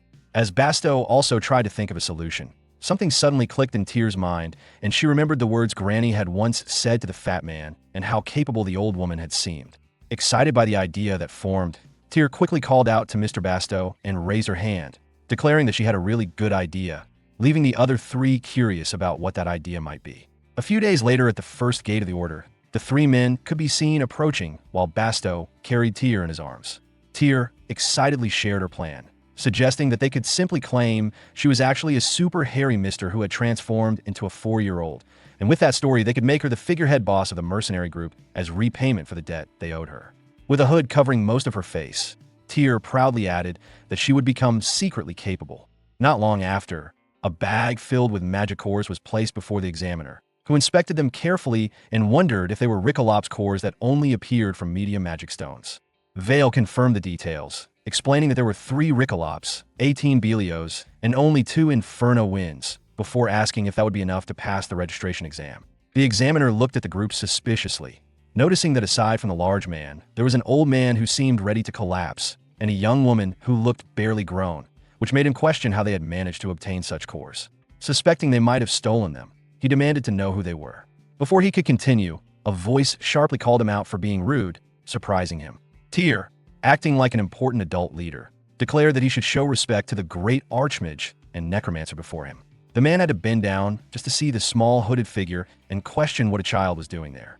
At that moment, the ground suddenly cracked open and a skeleton rose from beneath it, frightening the man, while the other people nearby also panicked as more skeletons appeared, wondering who in the world had summoned them. Tyr calmly ordered her creatures to stand behind her, and the skeletons immediately obeyed, leaving the man stunned that a child could have summoned them. He then demanded that the child state her name and identity. But Basto quickly interrupted and questioned how the man dared to ask the Lord's name so casually. Tyr lightly waved her staff and told Basto to let it go, while Vale stood in the corner, barely holding back his laughter at the situation. Earlier, while Tyr had been sitting on Basto's shoulders, Vale had asked whether she could really act the part, and Tyr had confidently claimed that she could. Vale warned her not to speak like a child, and explained that a necromancer should appear calm and solemn, which made Tyr slightly nervous. He then suggested preparing lines beforehand, and even wearing rougher clothes to look more convincing. Vale demonstrated how she should speak with authority when addressing holy knights, and told Tyr to put strength into her voice before asking her to try it herself. Returning to the present moment, Tyr now stared at the knight with a menacing tone and asked whether he truly wished to know her name. While Vale secretly struggled to contain his laughter, Tyr encouraged herself in her mind, reminding herself that she could do it because she was the strongest in the world and a super hairy mister. With that thought, she summoned Bone Friend number 3, whose terrifying appearance only made the moment more dramatic, and she declared that the knight could never handle her true name, and that her alias was the Necromancer King. She then asked if that introduction was sufficient, leaving the surrounding knights completely terrified of her. Soon after, the four finished filling out the registration forms, and a knight announced that they would now proceed with the official mercenary registration. The man soon stepped away and told them to wait for a moment. Vale felt satisfied that their plan had worked, while Basto congratulated Tyr on her acting and explained that the knight had not dared to pry into her true identity and had guided them smoothly to the registration office, clearly seeing her as a formidable figure. Nordics commented that it was fortunate everything had gone well, adding that if they had been rejected, he had been prepared to step in just to meet the minimum member requirement. He then admitted that calling this repayment still felt awkward to him and asked if he could remain with them a little longer. Vale responded that having more people would only benefit them, and Nordics expressed his relief, stating that he still needed to repay the Necromancer King for saving his life. Turning toward Tyr, Nordics explained that the Holy Knights would soon ask for the mercenary group's name and asked if she had already thought of one. Basto and Vale suddenly realized the same issue, while Tyr, surprised, admitted that she had been so focused on acting like the Necromancer King that she had not considered it. As she thought carefully, Tyr suggested naming the group the Quail Class, which made Vale nearly shout in protest. At that moment, however, a knight approached, and Vale quickly returned to his act, respectfully addressing Tyr as the Necromancer King and claiming that she objected to the proposed name.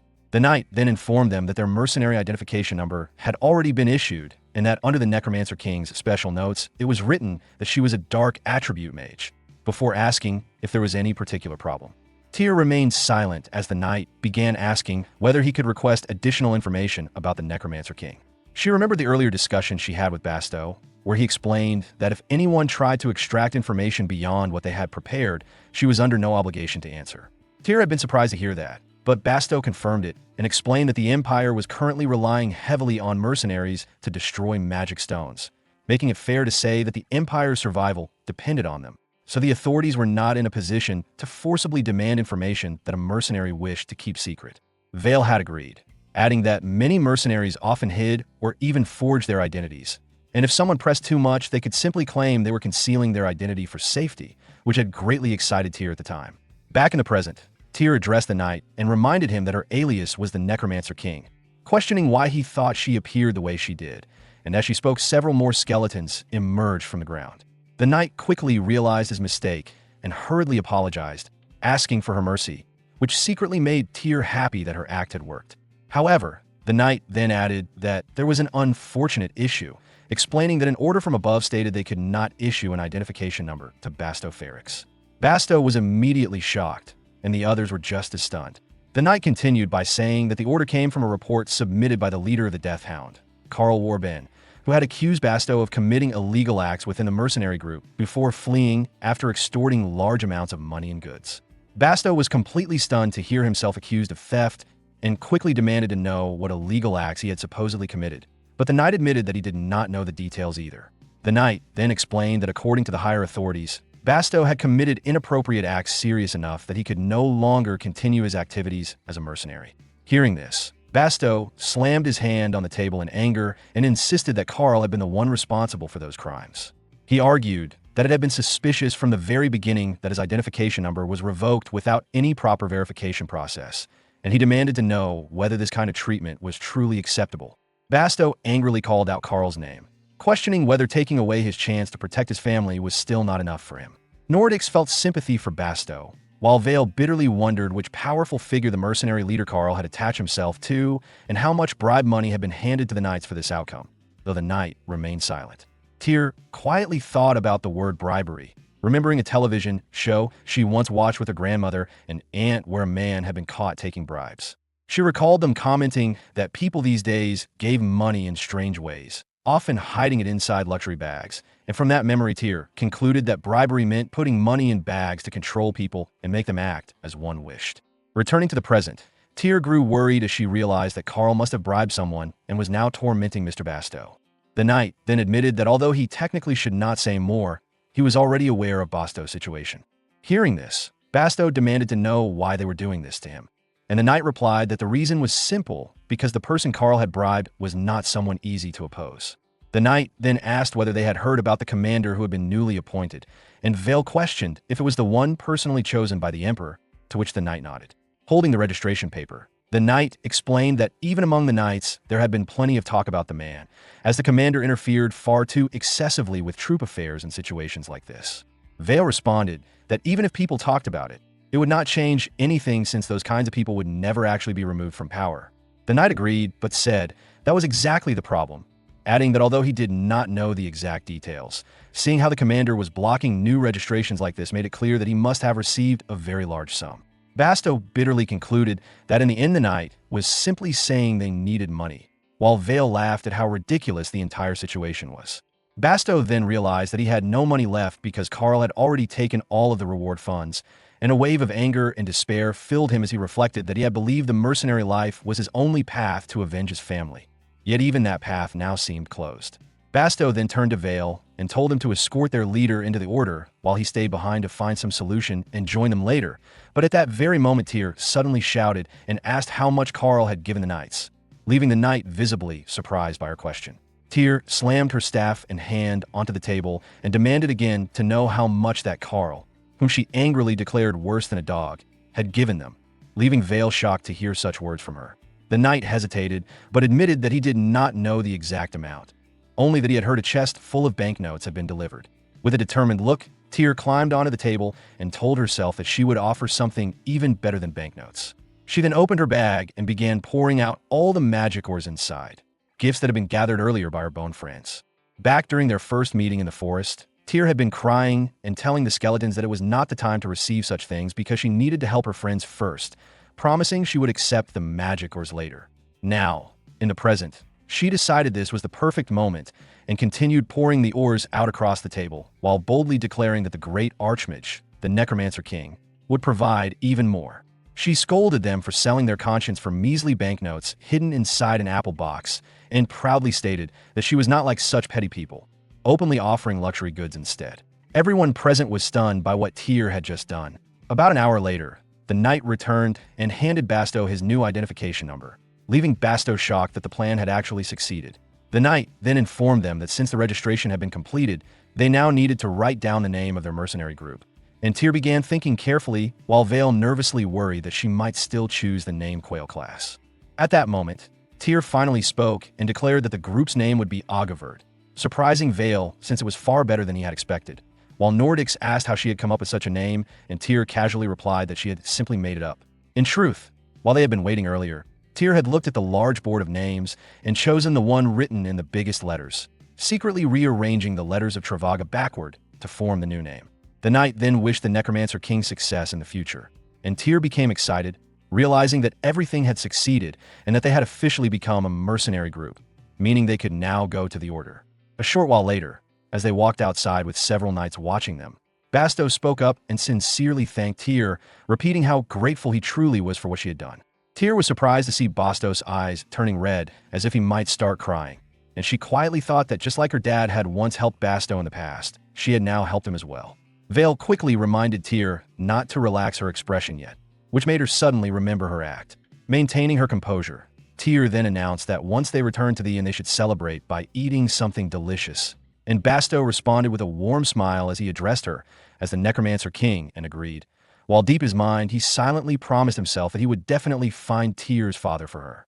Meanwhile, on the outskirts of the Order in the port town known as Pearl City, a large ship could be seen in the background when a red-haired woman rushed in excitedly, announcing that she had huge news.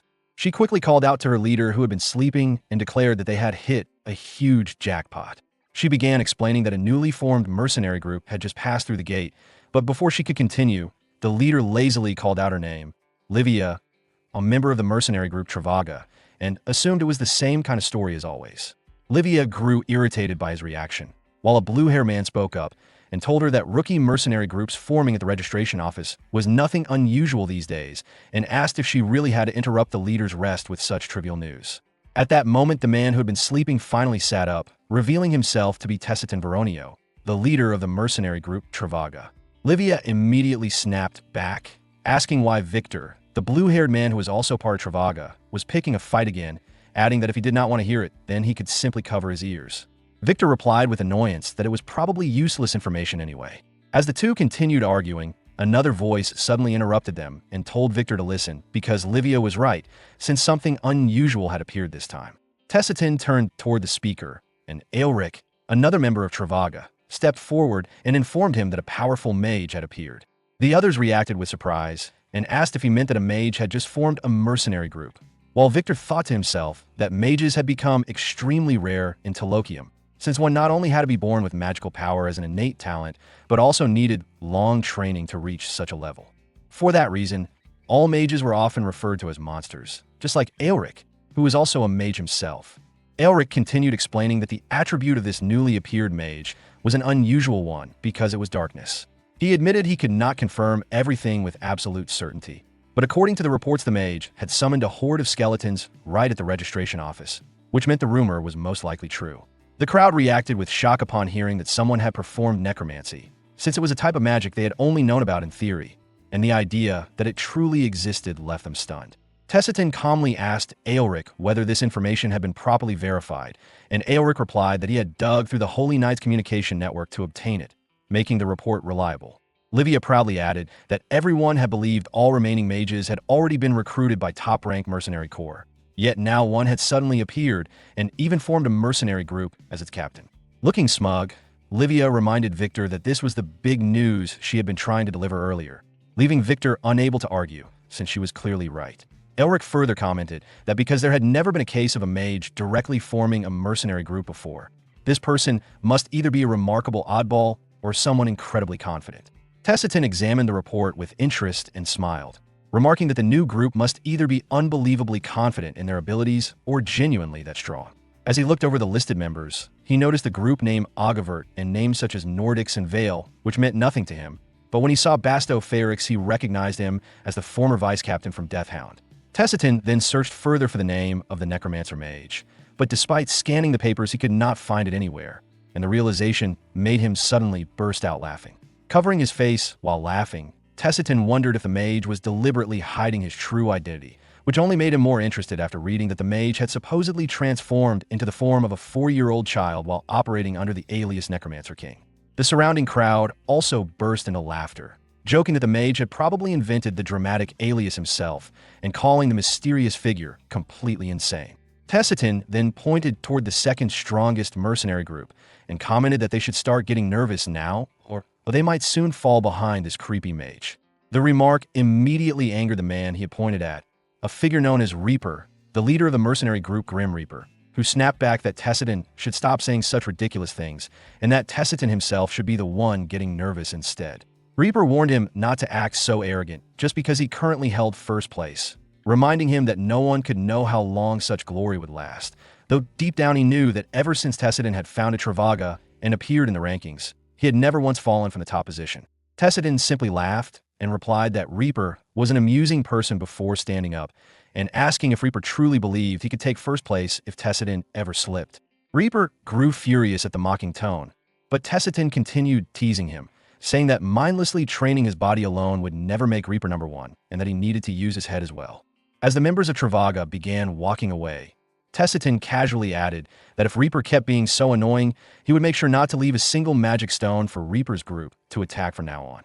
In that moment, as the group disappeared from sight, Reaper stood up, his face twisted in anger, and muttered that he absolutely could not stand Tessitin. Meanwhile, outside the first gate at the Gate Inn, Tyr, looking as cute as ever, was happily munching on cookies, remarking that the sunlight was warm and that the cookies Granny had baked were absolutely delicious. As Tyr enjoyed her snack, Vale, referring to her as the Necromancer King, asked if the cookies tasted as great as they looked, which made Tyr blink in surprise at being called that. Vale then questioned if there was any other Necromancer King besides her, and Tyr, blushing furiously at being addressed that way, replied that when it was just the two of them, he could simply call her Tyr. Feeling a swell of pride at the title, Tyr thought about how much she liked it, while Vale couldn't help but chuckle at her reaction.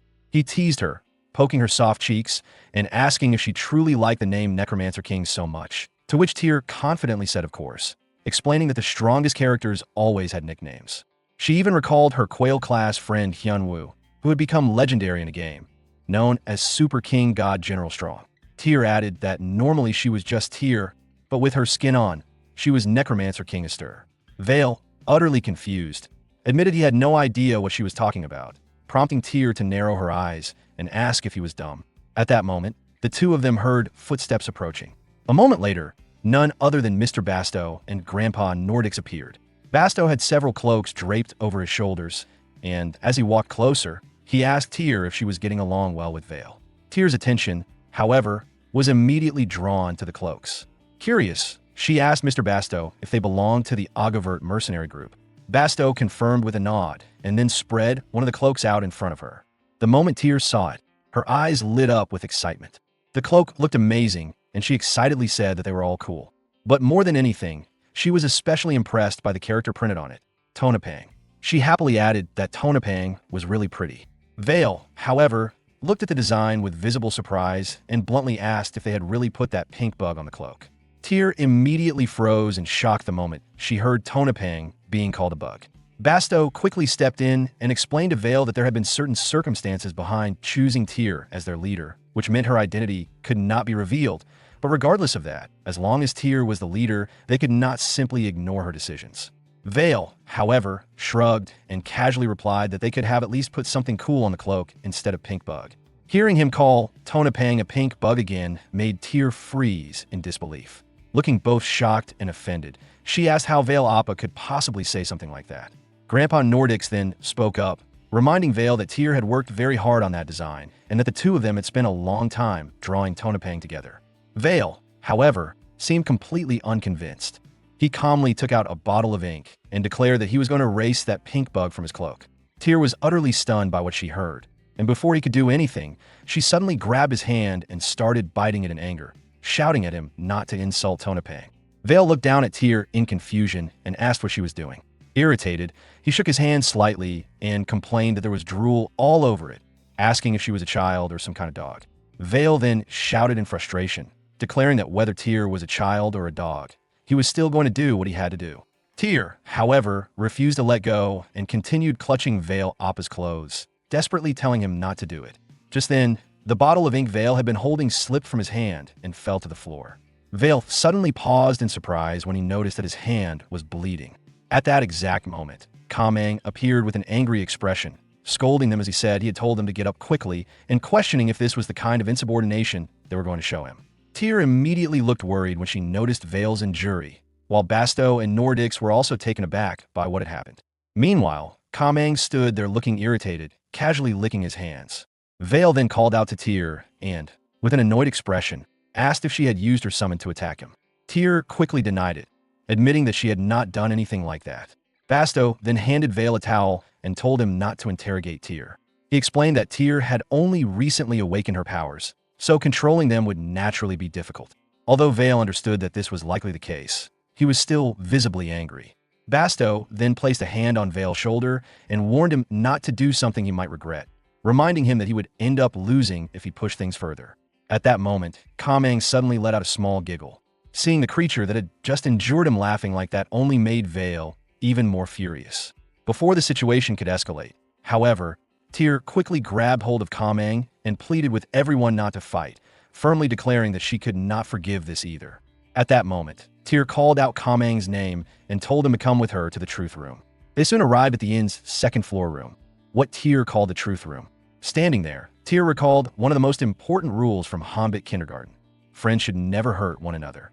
She explained that if someone hurt a friend by accident, they would receive one sad sticker and then be allowed to leave the truth room. However, if someone hurt another person on purpose, that was a completely different matter. With a furious expression, Tyr scolded Kamang, telling him that he should never have hurt Vale Appa. Kamang, however, simply let out a lazy yawn. A moment later, he casually lay down on the floor and began to fall asleep, completely ignoring Tyr's lecture. Tyr immediately bent down and asked him why he was lying there when she was clearly scolding him. Kamang lazily replied that it was his choice. Hearing that left Tyr stunned, because whenever someone was scolded, they were supposed to apologize. Trying to remain firm, Tyr told him that no matter the situation, he should never hurt other people. Kamang, however, calmly pointed out that Tyr had bitten Vale as well. Tyr instantly fell silent, realizing that what Kamang said was true. Embarrassed, she began making excuses, saying that she had not bitten Vale Appa that hard. But Kamang suddenly changed the subject. Instead, he told Tyr that she had done well. He admitted that he had not expected her to manage so much on her own, and that from biting that guy to making it all the way to the gate, she had done a good job. Tyr looked surprised by the sudden praise. Kamang then added that the truly pathetic one was him, saying that going into hibernation for so long, just because he turned back time for a short while was embarrassing. Tyr quickly shook her head and denied what he said, insisting that what Kamang had done was actually very difficult. Kamang then explained that it was not because he had used a great amount of power, but simply because he himself was weak. Because of that, he told Tyr that she should continue doing what she had been doing so far. He added that it was better for her to keep her true identity hidden and continue being known as the Necromancer King, while he would also remain hidden in the process. Tyr tilted her head in confusion and asked why Kamang also needed to hide his identity. Kamang replied that Tyr's companions seemed to believe he was nothing more than a permanent summon, so it would be easier to just leave things that way. Hearing that, Tyr wondered if Kamang also had his own reasons for hiding who he really was, just like she did. Feeling happy that they seemed to share something in common, Tyr cheerfully said that in situations like this, they should protect each other. She even promised that she would not tell anyone that Kamang was actually a legendary puppetmon. However, Kamang suddenly interrupted her and calmly revealed that his real name was Lucario. As he said this, his body shifted and he returned to his human form. Hearing that name, Tyr quietly thought to herself how grateful she was to have met Lucario, the one who had given her the chance to meet her daddy again. Overcome with emotion, she suddenly hugged him tightly and thanked him for helping her so much. Lucario looked completely surprised by the sudden embrace, but just as he was about to say something, Tyr quickly pulled away. Embarrassed, she muttered that her nose was running and began wiping it. She then mentioned that they would be entering the order tomorrow, and when she finally found her daddy, she would definitely repay Lucario for all the kindness he had shown her. Tyr then added that whenever Lucario felt tired, he could rest inside the bag whenever he wanted. Since they still had to hide his true identity, she said it would be better to keep calling him Kamang for now. Lucario clearly did not feel very pleased about the name, but he had little choice other than to accept it. At that moment, Tyr grabbed Lucario's hand and told him they should go, explaining that they still needed to apologize to Vale Appa. As they began to walk back, something suddenly clicked in Lucario's mind. He quietly realized that his earlier suspicion had been correct. The power that had awakened him that day had come from Tyr. He even remembered hearing her crying at that time, and thinking back on it now, Lucario knew that he had to do something to help her. As the two of them returned, Tyr cheerfully called out to Vale Appa, announcing that Kamang had come to apologize. However, Tyr failed to notice that Kamang had already turned back into the pendant. Vale, Basto, and Nordics all looked confused when Tyr said this. Vale raised an eyebrow and sarcastically asked who exactly was supposed to apologize, since he did not see any mouth capable of apologizing to him. Only then did Tyr realize what had happened, and she looked surprised as she wondered when Kamang had turned back into a pendant. Vale then sighed and said that it was fine, adding that he would just accept the apology before his finger ended up getting bitten off again. Hearing that made Tyr brighten up immediately. She happily hugged Vale Appa and asked if that meant he was no longer going to erase Tonopang from the cloak. Vale, clearly troubled by her sudden affection, asked why Tyr was acting like this and told her to get away from him. The next day, Basto gently patted Tyr on the shoulder and asked if she was ready. He reminded her that from the moment they left, she would once again have to act as the Necromancer King. Tyr confidently replied that they could leave everything to her. Soon after, the group finally departed for the Order. Along the way, Tyr thought to herself that she had imagined the place beyond the Order's gate would have large buildings like the ones in Zhangmyogu. However, just as Kamang had said, the Order was far bigger than she had expected. As soon as they passed through the gate, Tyr was greeted by scenery she had only ever seen on television before. Now, for the first time, she was actually walking into Talokium. Vale then spoke up, saying that he understood they needed to go to the Populosa Weapon District to repair Basto's hammer, but he wondered if it would not be better to head back and rent a carriage instead. Basto, meanwhile, carefully added just the cloth covering Tyr's face and replied that it could not be helped. If they wanted to save money for the journey until they reached the center of the Order, walking was the only option. Vale nodded in agreement and added that they had already spent every last coin they had because of the bride. A moment later, Vale changed the subject and remarked that even though the strange scenery was the result of the magic stones that had sprouted a few years ago, the area still felt incredibly desolate. As he looked over at Grandpa Nordix, Vale also commented in amazement that the old man seemed to have far better stamina than he did. Not long after, Vale noticed that Tyr, who had been full of energy just moments earlier, had now fallen asleep. Basto, who was carrying her, explained that it was actually easier for them to move while Tyr was sleeping. Tyr had only fallen asleep for a short while, but during that brief moment she dreamed of the past, of the days when she and her father were still together. In the dream, the two of them were sitting side by side. Suddenly, Tyr's father told her that coming to this place had actually been an accident. Hearing that, Tyr looked confused and asked what he meant by that.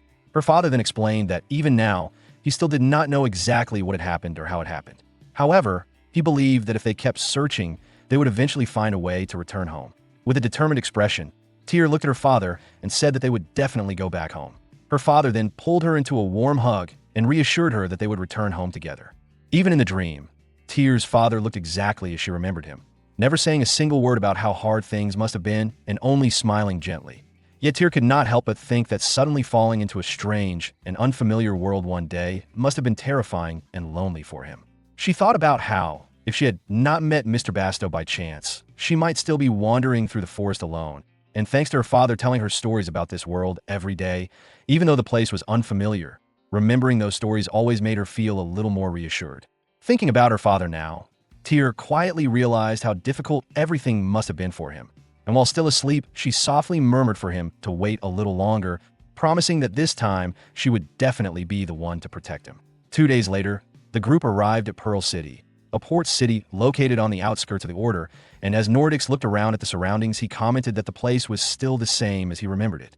Vale, who was breathing heavily from exhaustion, asked Nordix if he really was 60 years old since the old man seemed to have far better stamina than he did, but Nordix simply asked if they wanted to look around the city. Basto, however, suggested that they should first secure an inn and properly settle down, explaining that it would take about a week to reach the Populosa Weapon District from there. Hearing this, Nordix recommended the Red Glove Inn, explaining that it was the only place in the area that accepted credit, and because of that the inn was always crowded with mercenaries, making it the perfect place to investigate information about the child's parents while they stayed there. Not long after, they arrived at the Red Glove Inn, and Nordix said he would go check if there were any rooms available, telling the others to wait for a moment.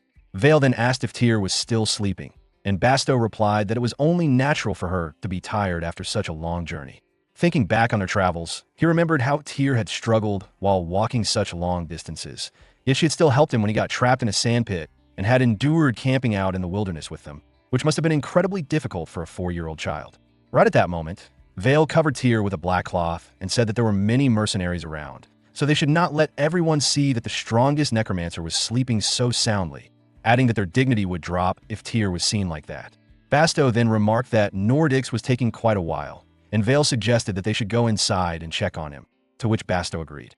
As the two walked into the inn, they overheard the receptionist explaining that one of the guests had said they would be checking out early that day, so there were no rooms available at the moment, but one would soon open up and they would just need to wait a little. Vale then asked Nordix what they were talking about, while the receptionist added that the guest would definitely check out around that time, since they were planning to take the morning boat to the Order. Just then, a voice called out to the receptionist, whose name was Rudy, and Rudy replied that Tessiton had finally come out.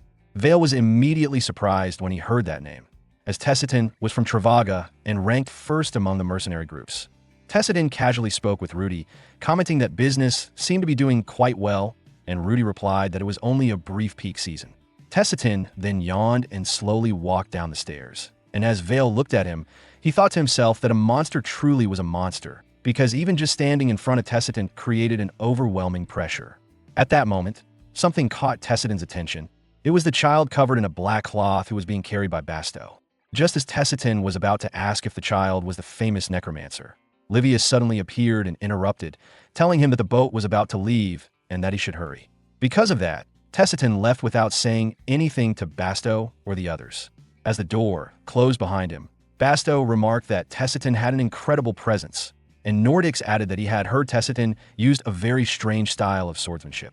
Vale agreed, saying that the swordsmanship felt both noble and vulgar at the same time, and he wondered if such a strange style could really exist.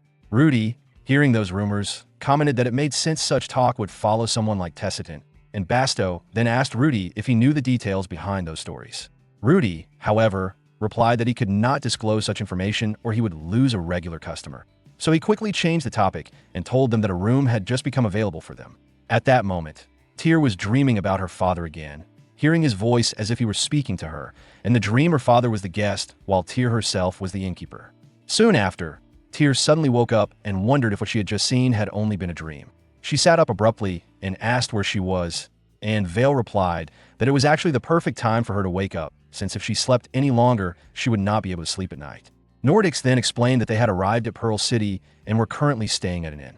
The three of them then told Tyr that they had some business to take care of, asking her to wait quietly in the room for a while, and Tyr obediently replied that she would stay there quietly. After leaving Tyr alone, Basto told the other two that it was time for them to go downstairs and gather some information, especially to see if anyone knew about the Luminen family or the whereabouts of Kim Young-soo. Meanwhile, Tyr stood by the window and quietly stared outside, saying to herself that it was just like her father had once described, and that Talokium was truly beautiful. She marveled at how, after crossing the endless desert, there was now such a vast ocean before her, and she repeated one of the sayings her father had once told her, that men were ships and women were ports. Downstairs, Nordics could be seen asking around for information about a man named Kim Young-soo, but the effort seemed useless. Just then, from a corner of the room, a familiar face who knew Basto suddenly shouted at him in anger, demanding to know how Basto dared to ask about the Holy Knights when he had not shown his face to the man for ages. Basto, however, remained completely silent. Vale, on the other hand, told the man to stop yelling and added that if he did not know anything, he should just stay quiet instead of acting all high and mighty.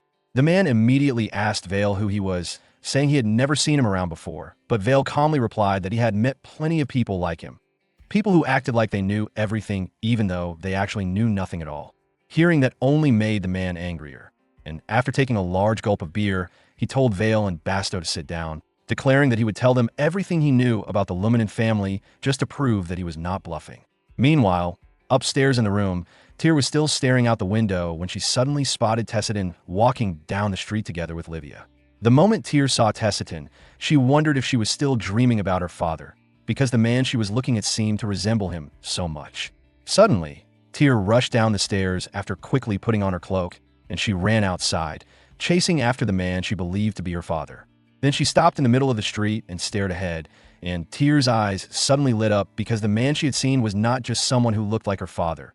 It was actually her father himself. Meanwhile, back inside the inn, the angry man continued explaining about the Luminen family, saying it was a family filled with those known as the Empire's strongest holy knights. He added that the head of the family, Valentia Luminen, had 4 sons, and each of them held an important position among the holy knights, making them incredibly influential figures. The first son, Edmund Luminen, served as a tactical advisor. The second son, Leonardo Luminen, was a division commander, and the third son, Alexander Luminen, worked as a chief medical officer. Hearing this, Vale casually remarked that he already knew all of that, and then he pointed at the man while telling Basto that the guy clearly did not know anything since he was only repeating the most basic information. The man, however, said that he was not finished yet and explained that while the 3 sons were all well-known figures, no one actually knew the whereabouts of the Luminen family's 4th son. Hearing that made Vale curious, and he asked the man if by any chance the 4th son had a child who was about 4 years old. Basto then added another possibility, asking if the fourth son might have married against the family's wishes, had a child, and then run away. The man looked confused by their questions and asked what they were talking about, explaining that the youngest son of the Luminen family had only just become an adult the previous year, so the idea of him having a 4-year-old child made no sense at all. Meanwhile, outside in the city, Tyr could be seen running desperately toward the man she believed to be her father, Tessiton, while Tessiton himself was heading out to sea and was already on a boat. Tyr ran as fast as she could without paying attention to where she was going, and because of that she accidentally slammed into a suitcase that had been left in her path. Back inside the inn, Basto and Vale asked the man if any of the other young masters of the family had children, but the man replied that if that were the case, everyone would already know about it. Vale nodded and admitted that the man was right, and after thinking carefully for a moment, he concluded that there could only be one possibility. Meanwhile, back outside, Tyr clutched her head in pain after the collision, but she refused to let it stop her. She quickly stood up again, telling herself that she had come all this way to meet her dad, and with tears filling her eyes, she shouted out for him again and again. Hearing the cries, Tessiton finally turned around and wondered why a small, adorable child was crying while calling for her father. As their eyes met, Tyr remembered the warm smile her father used to give her, and at that moment she smiled as well. But that was far from the truth, because at that moment Tessiton immediately turned away, leaving Tyr standing there alone as he slowly disappeared from her sight. Tyr could only stand there, crying loudly, as the father she loved did not recognize her at all. Meanwhile, back inside the inn, Vale asked the man if there was any possibility that the head of the Luminen family, Valentia Luminen, might have had a child with someone else later in life. The man immediately denied it, saying that such a thing was impossible and that everyone in the Empire knew Valentia Luminen had loved the Saint of Richard with his entire body and soul for his whole life. Basto quietly thought to himself about Eleonora, Valentia Luminen's wife and the Saint of Richard, a woman said to possess the most powerful holy power in history. The love story between Valentia Luminen and Eleonora was famous throughout the Empire, and with 4 children between them, it was easy to assume that their marriage had been genuinely harmonious. Vale, however, looked irritated and argued that nobody truly knew what happened between a married couple, sarcastically asking why people thought there were so many requests to poison unfaithful husbands. From the outside, couples might appear close and harmonious, smiling and walking arm in arm as if everything was perfect, but Vale said he had seen enough noble bastards secretly plotting to kill each other behind the scenes to know better. He then added that if the head of the family really did have an illegitimate child somewhere, it could even explain the strange incident that had happened to Saint Eleonora. Just then, Nordics rushed over looking worried and called out to them, urgently telling Basto and Vale that their leader, Tyr, had suddenly disappeared. Hearing that, both Basto and Vale were immediately shocked. Wasting no time, the 3 of them immediately rushed outside to search for Tyr, panicking as they looked around the area. At that moment, Nordics managed to gather some information and told the other 2 that someone had seen a small child walking alone toward the dock. Hearing that made Basto deeply regret leaving Tyr alone in the room. Vale immediately broke into a run and shouted for the others to hurry. As he ran, Vale kept trying to convince himself that Tyr would be fine since she was a smart child, but deep down he was filled with regret, blaming himself for doing something so foolish, leaving a 4-year-old child alone, and he silently prayed that nothing bad had happened to her. After a few minutes, the 3 of them finally reached the dock, and there they saw a small child lying motionless on the ground. The sight immediately terrified them, and they rushed toward her, calling out Tyr's name in worry. Meanwhile, as Tyr lay on the ground, she quietly thought to herself that she finally understood what Kamang had meant. She had believed that if she could just meet her dad again, she would be able to explain everything and that everything would be fine as long as he was alive. But now she realized the painful truth: her dad had forgotten about her. That meant he might even find her annoying or say that she was not needed anymore. As those thoughts filled her mind, Tyr began remembering all the precious memories she had shared with her father, realizing that those memories had now been forgotten by him. Covering her face, she was soon picked up by the 3 worried adults, and as Tyr realized that things could never return to how they once were with her dad, she began crying loudly. Moments later, Vale opened the door and complained that the situation was driving him crazy, saying that the kid clearly was not in the right state of mind since Tyr's voice had become completely hoarse from crying and repeatedly calling for her dad. Basto immediately told Vale to lower his voice, adding that it was already depressing enough seeing Tyr in such a state. Vale, however, sounded somewhat irritated and remarked that it was ridiculous for someone called the Necromancer King to be whining about her father like that. A little while later, Nordics asked the two of them if they had managed to find any useful information, but Vale replied that everything he heard was just unimportant gossip. Basto then mentioned that although the head of the Luminen family was not too old to have another child, there was something about the situation that kept bothering him. Tyr had clearly said that she had lived only with her father, but the problem was that Duke Luminen had never missed any official events. Valentia Luminen was still actively participating in battles involving magic stone outbreaks, and whenever sieges dragged on, he would camp for months while constantly traveling between battlefields. Vale then added that Tyr had also claimed her father was under some kind of oblivion magic that caused him to forget his own child, but Vale questioned who in the entire empire would dare tamper with the memories of the head of the Luminen family. The three of them grew increasingly confused by the situation they were facing, and after thinking for a moment, Nordic suggested that perhaps they should not blindly trust the idea that the child's father was the strongest holy knight. Vale agreed with that assessment. Nordics then explained that while the child was clearly clever and probably not lying, it was also true that they were missing several crucial clues. So he suggested that once Tyr calmed down a little, they should carefully ask her more specific questions about her father. Basto remained silent at that moment, remembering how Tyr had been crying in his arms earlier. Then Vale suddenly spoke up and asked the two of them what would happen to Agavert if Tyr eventually found her father. Meanwhile, in the next scene, the atmosphere became tense as Tessiton's voice could be heard telling Livia to protect Tyr. Hearing her father's voice, Tyr looked surprised, but she soon realized that she could not move her body at all. At that moment, Livia could be seen holding a baby while calling out to Aelric. Nearby, Aelric was fighting a powerful monster, and Tyr was shocked to see both monsters and people battling around her. Aelric shouted at Livia not to come any closer and ordered her to take the young lady, Tyr, and run. Livia hesitated for a moment, but Aelric demanded to know if she was going to let the young lady get hurt. Holding baby Tyr tightly in her arms, Livia spoke softly to reassure her, telling her not to worry at all, before quickly running away from the danger. However, after a short while, Livia suddenly fell to her knees and muttered that things were not going well and that they needed to escape from the cracks as soon as possible. Tyr wondered who this person was, but her body felt cold, leaving her unsure of what to do. Just then, Tessiton arrived and urgently called out to Livia, asking if she had been poisoned. Tyr was surprised to see her father there. Livia apologized to Tessiton, saying that she had promised to protect the young lady, but seemed she would not be able to keep that promise. Tessiton, looking worried, immediately asked if Aelric had died, and when Livia did not answer right away, he grew even more anxious. Livia, however, simply smiled and told Tessiton that it was fine and that he did not need to worry about them, insisting that he should escape together with the young miss. Livia then added that, honestly, making it that far with a team like theirs was already amazing. As she said this, she slowly reached her hand toward the young miss and said that she wanted to see the young lady grow up and walk someday. With a gentle smile, she told the young miss to grow up healthy, to laugh a lot with her dad, and to always be happy. With those final words, Livia passed away. Moments later, Tessiton was running again with his daughter held tightly in his arms, reassuring the little child that everything would be fine and that they would definitely make it out of there.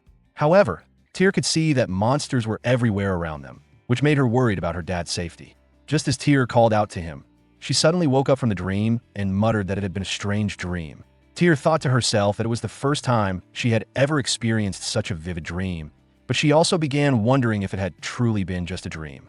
She then remembered how the red-haired lady had mentioned Basto, and she recalled her dad once saying that Basto was his friend. Thinking about all of this carefully, Tyr began to wonder if what she had just seen was actually something that had happened when she was still a baby. In that fragile moment, as memories of her earlier conversation with her father resurfaced, Tyr suddenly recalled his claim of being a holy knight, which only deepened her confusion about why the woman in the dream had referred to him as a leader instead. Her thoughts spiraled, and with tears welling in her eyes, she found herself overwhelmed by the realization that nothing made sense anymore, clinging to the hope she once had that simply reuniting with her father would somehow fix everything, a hope that now felt painfully misplaced. Lost in uncertainty and unsure of her next step, she stood frozen until Kamang gently intervened, extending a hand toward her while quietly acknowledging her struggle and prompting her to reflect on whether she had truly found the father she had been searching for all this time. In that moment, Tyr looked at Kamang with tears clouding her eyes and admitted that he was right, realizing with a heavy heart that her father no longer remembered her, and with that realization came the crushing loss of courage to reveal the truth about being his daughter. Overwhelmed, she turned to Kamang once more, searching for guidance as uncertainty consumed her. As Kamang pulled her into a comforting embrace in an attempt to soothe her, Tyr continued to pour out her emotions, expressing how deeply she missed her father and how strong her love for him still remained. While she cried and Kamang tried to calm her, a strange thought lingered in his mind, recalling how even in that distant world where he once slept, he could faintly hear both Tyr and that man's voice, and how her laughter brought him a quiet sense of warmth, while her tears made his chest tighten as if everything around him was falling apart. And so, seeing her like this again, he felt an urgent need to stop her sorrow, which was why he had come to this place.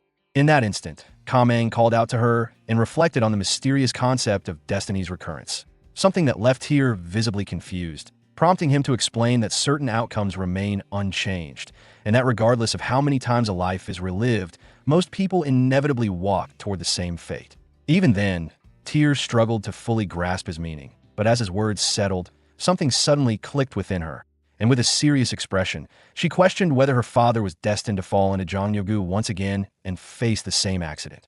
The memory of that horrifying moment surged back, causing her to clench her hands tightly as determination replaced her fear, declaring inwardly that she would prevent it from happening this time.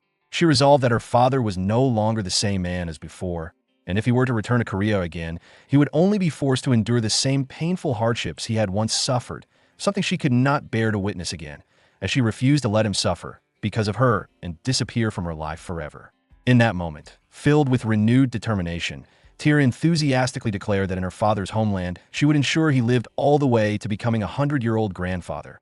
And hearing such conviction, Kamang responded with a gentle smile, believing that if anyone could make it happen, it would be her. Just then, a voice echoed from outside, calling out with concern and asking if she had been crying, and upon recognizing it, Tyr immediately reacted to Vale Appa's presence.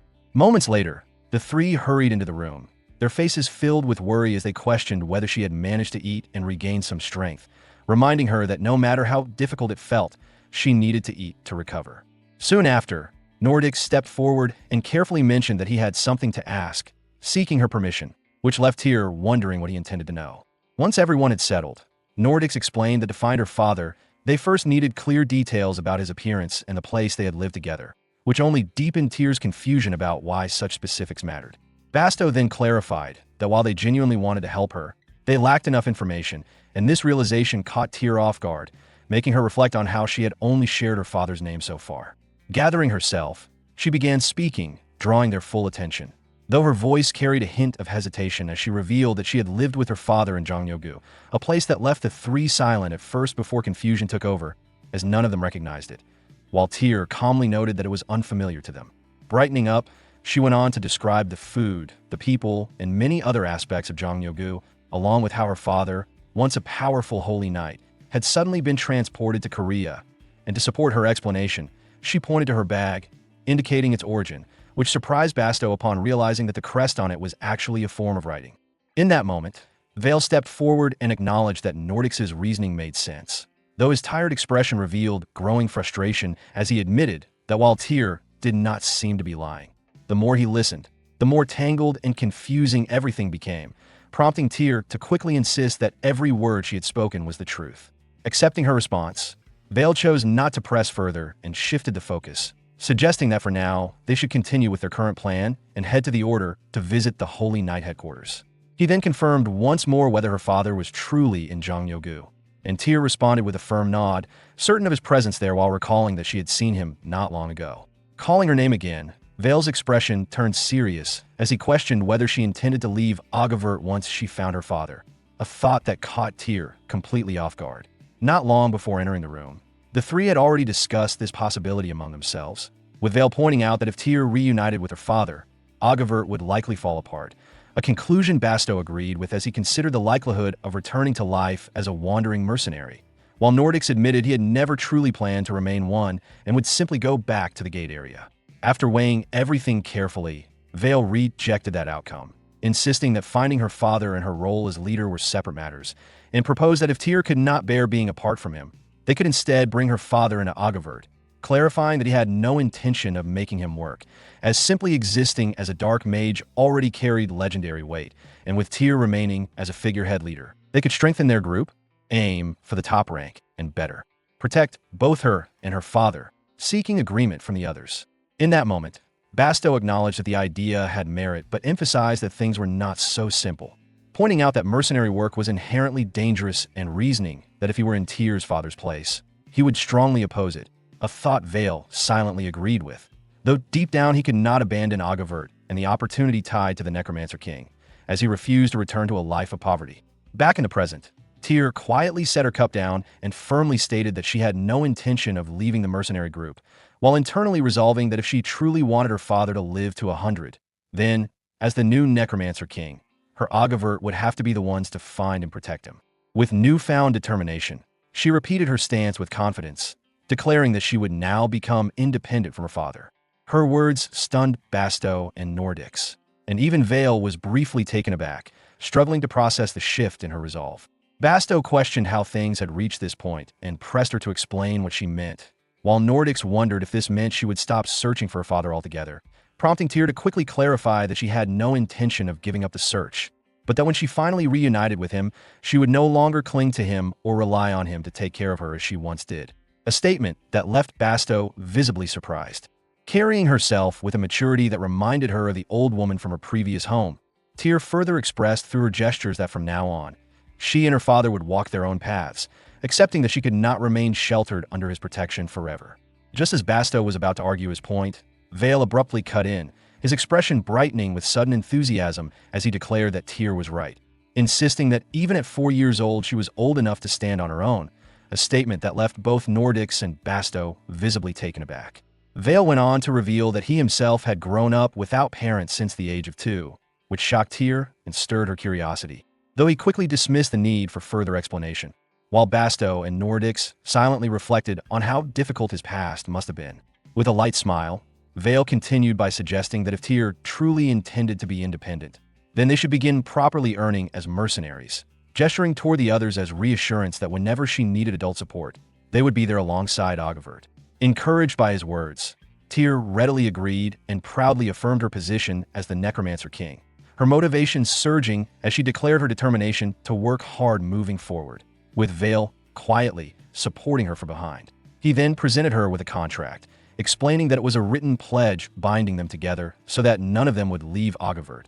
And upon seeing it, Tyr became visibly excited at the thought of signing her very first contract. As she read through it, she noticed that leaving required the consent of all 3 adults, and while Vale guided her to where she needed to sign, Basto and Nordix exchanged puzzled looks, wondering when he had even prepared such a document. Realizing that it held no real legal power, the two ultimately chose not to argue and joined in signing it anyway, which only heightened Tyr's excitement. Watching them from behind, Vale's expression softened into a warm smile, quietly satisfied with the bond that had just been strengthened. Moments later, night fell and Tyr prepared for bed, and as everyone settled down, she quietly brought up a question, asking Basto whether he truly despised holy knights, to which he admitted his strong dislike, while Vale added that such feelings were common among mercenaries, prompting Tyr to wonder if it was because of corruption like bribery among them. With a faint smile, Vale turned the question back on her, suggesting whether her father being a holy knight was the reason behind her sudden resolve for independence. But Tyr quickly rejected that idea, holding firmly to her belief that her father was a good person. Though she wanted to say more, the words would not come, as her thoughts drifted back to the strange vision she had seen earlier, leaving her conflicted since she knew Basto's hatred for holy knights. Yet in that memory, he had stood alongside her father, creating a contradiction she could not understand. She clearly remembered her father identifying himself as a holy knight, yet those around him had not addressed him as one, leading her to wonder if he had been working in secret under some hidden role. Brushing aside her confusion, she simply explained that her curiosity stemmed from wanting to understand Basto's hatred, prompting him to finally reveal that it originated from the Empire's betrayal, as the imperial family had abandoned not just the mercenaries but the common people as a whole, choosing instead to protect only the nobles. He went on to describe how magical stones had suddenly appeared across a once peaceful continent, unleashing monsters that pushed the Empire to the brink of collapse, forcing them to retreat and defend only a small portion of land with their remaining knights, leaving vast regions forsaken. In those abandoned lands, the people rose up and became mercenaries, fighting back against the magic stones and reclaiming territory through sheer struggle. Yet despite their sacrifices and the bloodshed endured by local lords and mercenaries alike, the imperial family turned a blind eye and offered no aid, pretending as though those lands no longer existed. After explaining this, Basto clarified that it was not entirely accurate to say mercenaries hated holy knights, but rather that their resentment was directed toward the imperial family's decisions. And as time passed, the divide between order-controlled and non-order regions only grew more intense, prompting the imperial family to expand the order's territory in an attempt to regain public favor, though they only did so in areas that served their own interests. Nordics then continued, pointing out that Pearl City was one such place, a region long known for its large floating population filled with mercenaries both in the past and present, and that before the imperial family, along with the church, carried out a consecration there, the entire area had been filled with deep hostility toward them.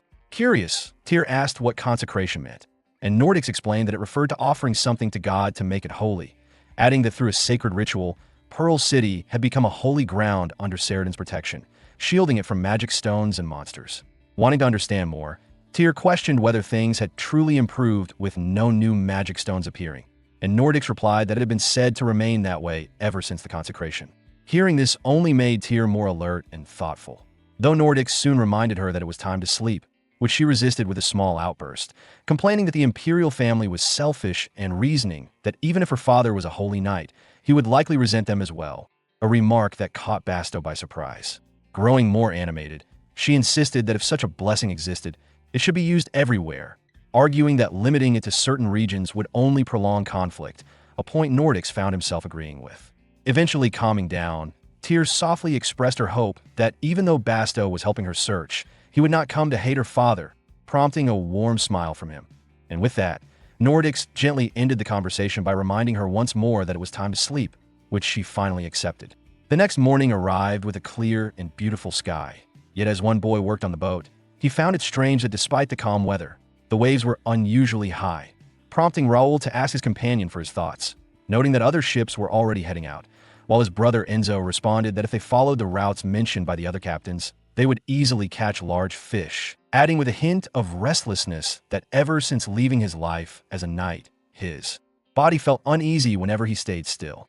With that resolve, the two set sail toward the open sea, and as they moved forward, Enzo spoke with determination about catching something worthwhile so they could reassure their mother that they were doing well and allow her to rest without worry.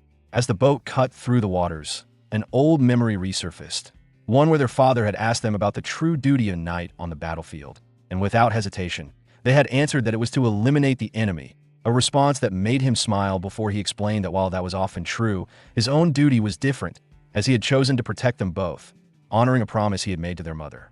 He had gently patted their heads in that moment, and the three shared a warmth that felt unbreakable, yet that happiness was short-lived, as a dark day soon came when their father lost his life while protecting them, leaving them helpless as they cried out for him. When the news reached their mother, she collapsed in grief, clutching her husband's sword as sorrow consumed her, and witnessing her pain left a deep mark on the two brothers, leading them to silently vow that from that day forward, they would dedicate their lives to protecting the mother they cherished above all else. Returning to the present, Enzo suddenly sensed something unusual and questioned whether anything had become caught beneath their boat, while Raoul dismissed the idea, pointing out that there were no reefs in that area. Yet as they continued sailing, neither of them realized that something massive was stirring deep below the sea.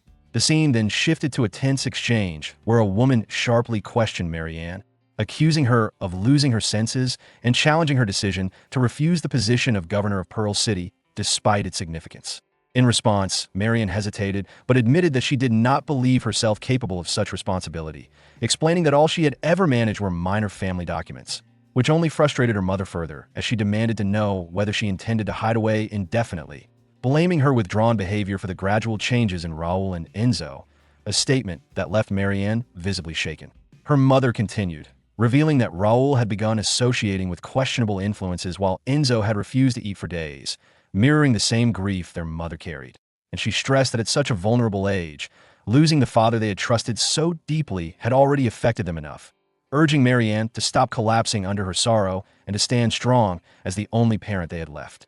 In the following scene within the Pearl City administration, Marianne Wavral, now both Viscountess and newly appointed governor, stood by the window overlooking the city, exhaling softly as she recalled being told that there was nothing left to repair, that the imperial authority and the church's consecration had already secured public stability, and that her role was merely to maintain ties with the imperial court. Sitting at her desk, surrounded by paperwork, She reflected bitterly on how such expectations reduced her to little more than a figurehead, yet she resolved to endure it for the sake of her sons, noting how since arriving in Pearl City, the twins had begun to open up again, spending time exploring the city together, returning to their sword training, and occasionally coming back with bright expressions after joining fishing trips. Moments that filled her with quiet hope as she wished that their happiness could remain unchanged forever. In that moment, Marianne was drawn to the sudden uproar outside, where panic had already spread among the crowd. And as people pointed toward the distant sea, it became clear that a magic stone had risen from beneath the waters, triggering chaos as urgent cries to evacuate echoed through the area. Amid the confusion, the other four could be seen staring in shock at the unfolding scene, and Tyr, trying to make sense of it, questioned whether the consecration had somehow failed, while Nordics remained stunned that such a phenomenon could occur in a place believed to be protected. Soon after, a short man began arguing with nearby mercenaries, demanding to know if no one intended to step forward, warning that once night fell, monsters would inevitably emerge, and insisting that there was no one else to rely on but them. At the same time, Marianne rushed out into the pouring rain, ignoring her subordinate who chased after her with concern and tried to shield her with a jacket, as her only thought was that her two sons had gone out to sea and had yet to return. As she ran, she overheard mercenaries expressing fear and disbelief, some stating they had never encountered a magic stone rising from the ocean and refusing to venture out, equating it to certain death, while others argued they could not simply abandon everything to respond. Nearby, Rudy appeared visibly conflicted, weighed down by the situation, until someone reminded him that members of Travaga, the top-ranked mercenary group, were currently staying at the inn, a realization that sparked hope in Marianne, as she knew that if anyone had the ability to confront the magic stone, it would be them. In that moment, Rudy informed the others that the Travaga group had already departed the previous morning, and even if a message were sent, it would take an entire day for them to return, a revelation that left the crowd uneasy as they questioned what options remained, knowing they could not simply abandon their homes and boats once again. Fear quickly spread as one man despaired that they might all die before nightfall, angrily questioning why not a single mercenary was willing to step forward to protect the town. And in his frustration, he compared them to the holy knights who had abandoned the people a century ago. His words had barely settled when another man lashed out, shouting at him to be silent before violently knocking him to the ground, asserting that without mercenaries, the old man was powerless and that even begging would not guarantee any help. The one mocking him was revealed to be Carl, who raised his hand with clear intent to punish the insult directed at him. But just as the situation threatened to escalate further, Marion stepped in and ordered him to stop, drawing the attention of those nearby, many of whom were surprised to see the governor for the first time. Unfazed, Carl questioned her identity, and Marianne firmly responded by calling out his disrespect and reminding him to show proper regard when addressing the governor of Pearl City. Yet instead of backing down, Carl burst into laughter at the idea of a woman holding such a position, his gaze turning mocking and dismissive as he crudely remarked that she resembled the governor's mistress more than the governor herself. In that moment, just as Carl finished his insult, a powerful punch struck him square in the face and sent him crashing to the ground. And the one who delivered it was none other than Basto, whose anger had clearly reached its limit as he stepped forward and remarked that he had long wondered when their paths would cross again. Carl, still reeling, was stunned to see Basto standing there despite recalling that he had once been banned from mercenary work. But before he could finish his thought, Vale suddenly pressed a blade against his throat, his voice heavy with fury as he reminded Carl of the suffering they had endured because of him, adding that their leader Tyr had been forced to spend all their resources cleaning up the chaos he had caused. Nearby, Tyr watched Carl intently, her gaze fixed on him as she quietly concluded that he truly gave off the presence of someone cruel. At that moment, Nordic stepped in and formally addressed Marianne as Viscountess Wavril, a name that immediately drew surprise from those around them, as it belonged to one of the Empire's most prominent families, and though Nordics questioned why someone of her status was standing in the rain, Marianne paid no attention, her thoughts consumed entirely by worry for her sons. Rudy then intervened, apologizing for the disorder and inviting Marianne inside the inn, which she accepted without hesitation. And as they entered, Vale slammed his knife down with a sharp motion, warning Carl not to even consider escaping and ordering him to remain seated, making it clear that their leader would soon ensure he faced the consequences of his actions, while both he and Basto fixed Carl with cold, threatening stares. As the inn door shut behind them, Carl remained outside, seething with anger, his pride wounded from being struck down and humiliated, and while one of his subordinates helped him back up, Murmurs spread among the gathered men as they questioned whether they had truly heard Vale and Basto refer to that child as their leader, speculating in hushed tones that she might be the rumored Necromancer king, with others adding stories they had heard about how this mysterious figure had single-handedly taken down both medium and small magic stones in Tenebrown Cave. The conversation quickly turned into exaggerated whispers, with some wondering what kind of monster a child like that must be, recalling rumors that even someone like Basto had once been intimidated, while another claimed to have seen the Necromancer king wandering the streets in tears, painting a bizarre image of someone who disguised themselves as a helpless child only to lure in sympathy before tormenting others with illusion magic, leading the group to conclude that such a person must have a twisted nature. Their focus soon shifted again as they speculated that with such overwhelming power, the Necromancer king could likely deal with the current magic stone as well, and if that happened, Agavert could rise into the top ranks with ease. However, their chatter was abruptly cut off when Carl, still fuming, snapped at them to stay silent, his sudden outburst startling everyone around him. Boiling with frustration, he thought bitterly about the money he had paid to the Holy Knights and how it had failed to keep Basto out. And even more so, he resented the Necromancer king for threatening to take the recognition and status he desired. As these thoughts consumed him, a dangerous resolve formed, and with a cold, menacing smile, he declared to himself that the magic stone would be his to conquer and no one else's, leaving his men unsettled by the intensity of his ambition. Meanwhile, inside the inn, someone gently asked Marianne if she was all right, snapping her back to her senses as she quickly apologized for abruptly halting the discussion, prompting Nordics to remind her of the matter at hand and ask whether any response had come from the imperial court, to which she replied that her aide had already sent an urgent message, though it was clear that any reply would take time. At that moment, Tyr, who had been quietly observing for a while, spoke up and addressed the governor, noting that her expression revealed deep concern and questioning whether someone she cared about was out at sea, as her gaze repeatedly drifted toward the water. The question struck Marian hard, leaving her momentarily frozen as the emotion she had been suppressing broke free, bringing back the haunting memory of when her husband had returned lifeless. And despite her desperate attempts to convince herself that her sons were safe and would return unharmed, fear overwhelmed her with the possibility that it might instead be their bodies that came back, causing her to clutch her head in anguish as panic consumed her. Shortly after, Tyr, filled with sudden determination, declared that they would go and save them, but Vale immediately questioned who exactly she intended to rescue, reminding her that they had already planned to leave the city and had even packed their belongings, only delaying because of Carl's appearance. And now she was suggesting they head out into the open sea under such dangerous conditions. However, his tone shifted slightly as he wondered if this meant Tyr intended to command them to act, though she quickly denied any such intention, leaving the tension in the room unresolved. Basto soon joined the discussion, expressing his doubts about confronting the magic stone in the sea, while Vale added that surviving the storm alone would already be a miracle, and Nordics further reasoned that even if they managed to gather nearby mercenaries, the unknown danger of the magic stone made it too risky, concluding that their best option would be to evacuate the villages before the crack activated at night. Tyr, however, calmly corrected them, stating that they should not attack the cloud magic stone at all, a remark that left the three confused, especially Vale, who questioned her sudden change after previously insisting on saving those at sea.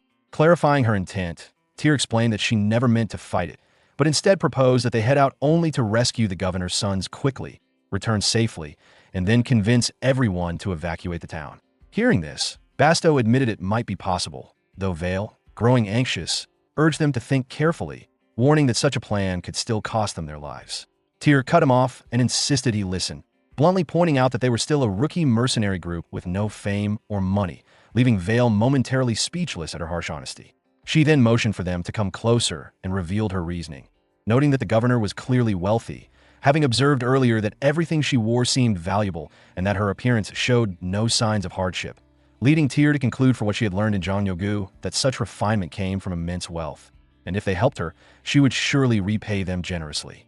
Shortly after, Marianne regained consciousness, only to be startled upon hearing that Agavert was planning to head out to search for her sons.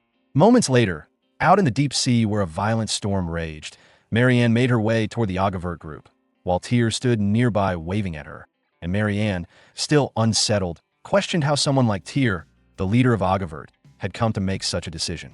Meanwhile, Vale, busy tightening the ropes on the boat, admitted that he was somewhat moved, recalling how he had spoken about living independently and earning together, though he had never expected the child to take the role of a mercenary so seriously.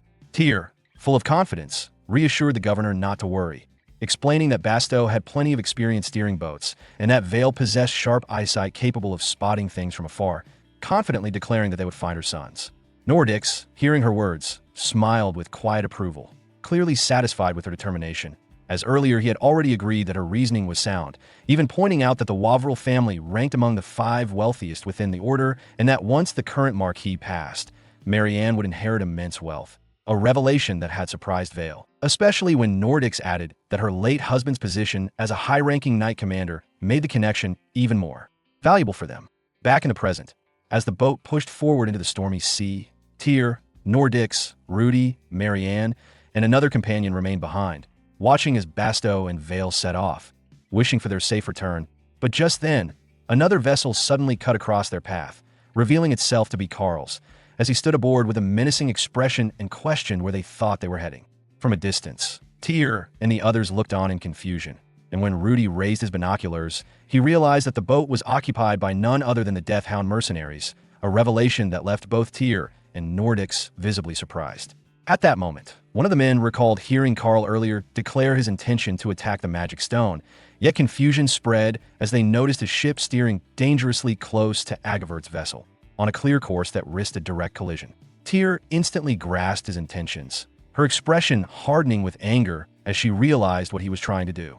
Meanwhile, Vale grew irritated, unable to make sense of Carl's reckless behavior, while Basto instructed him to ignore the distraction and focus, stating that he would maneuver around the larger ship before asking if Vale could spot the 2 young masters.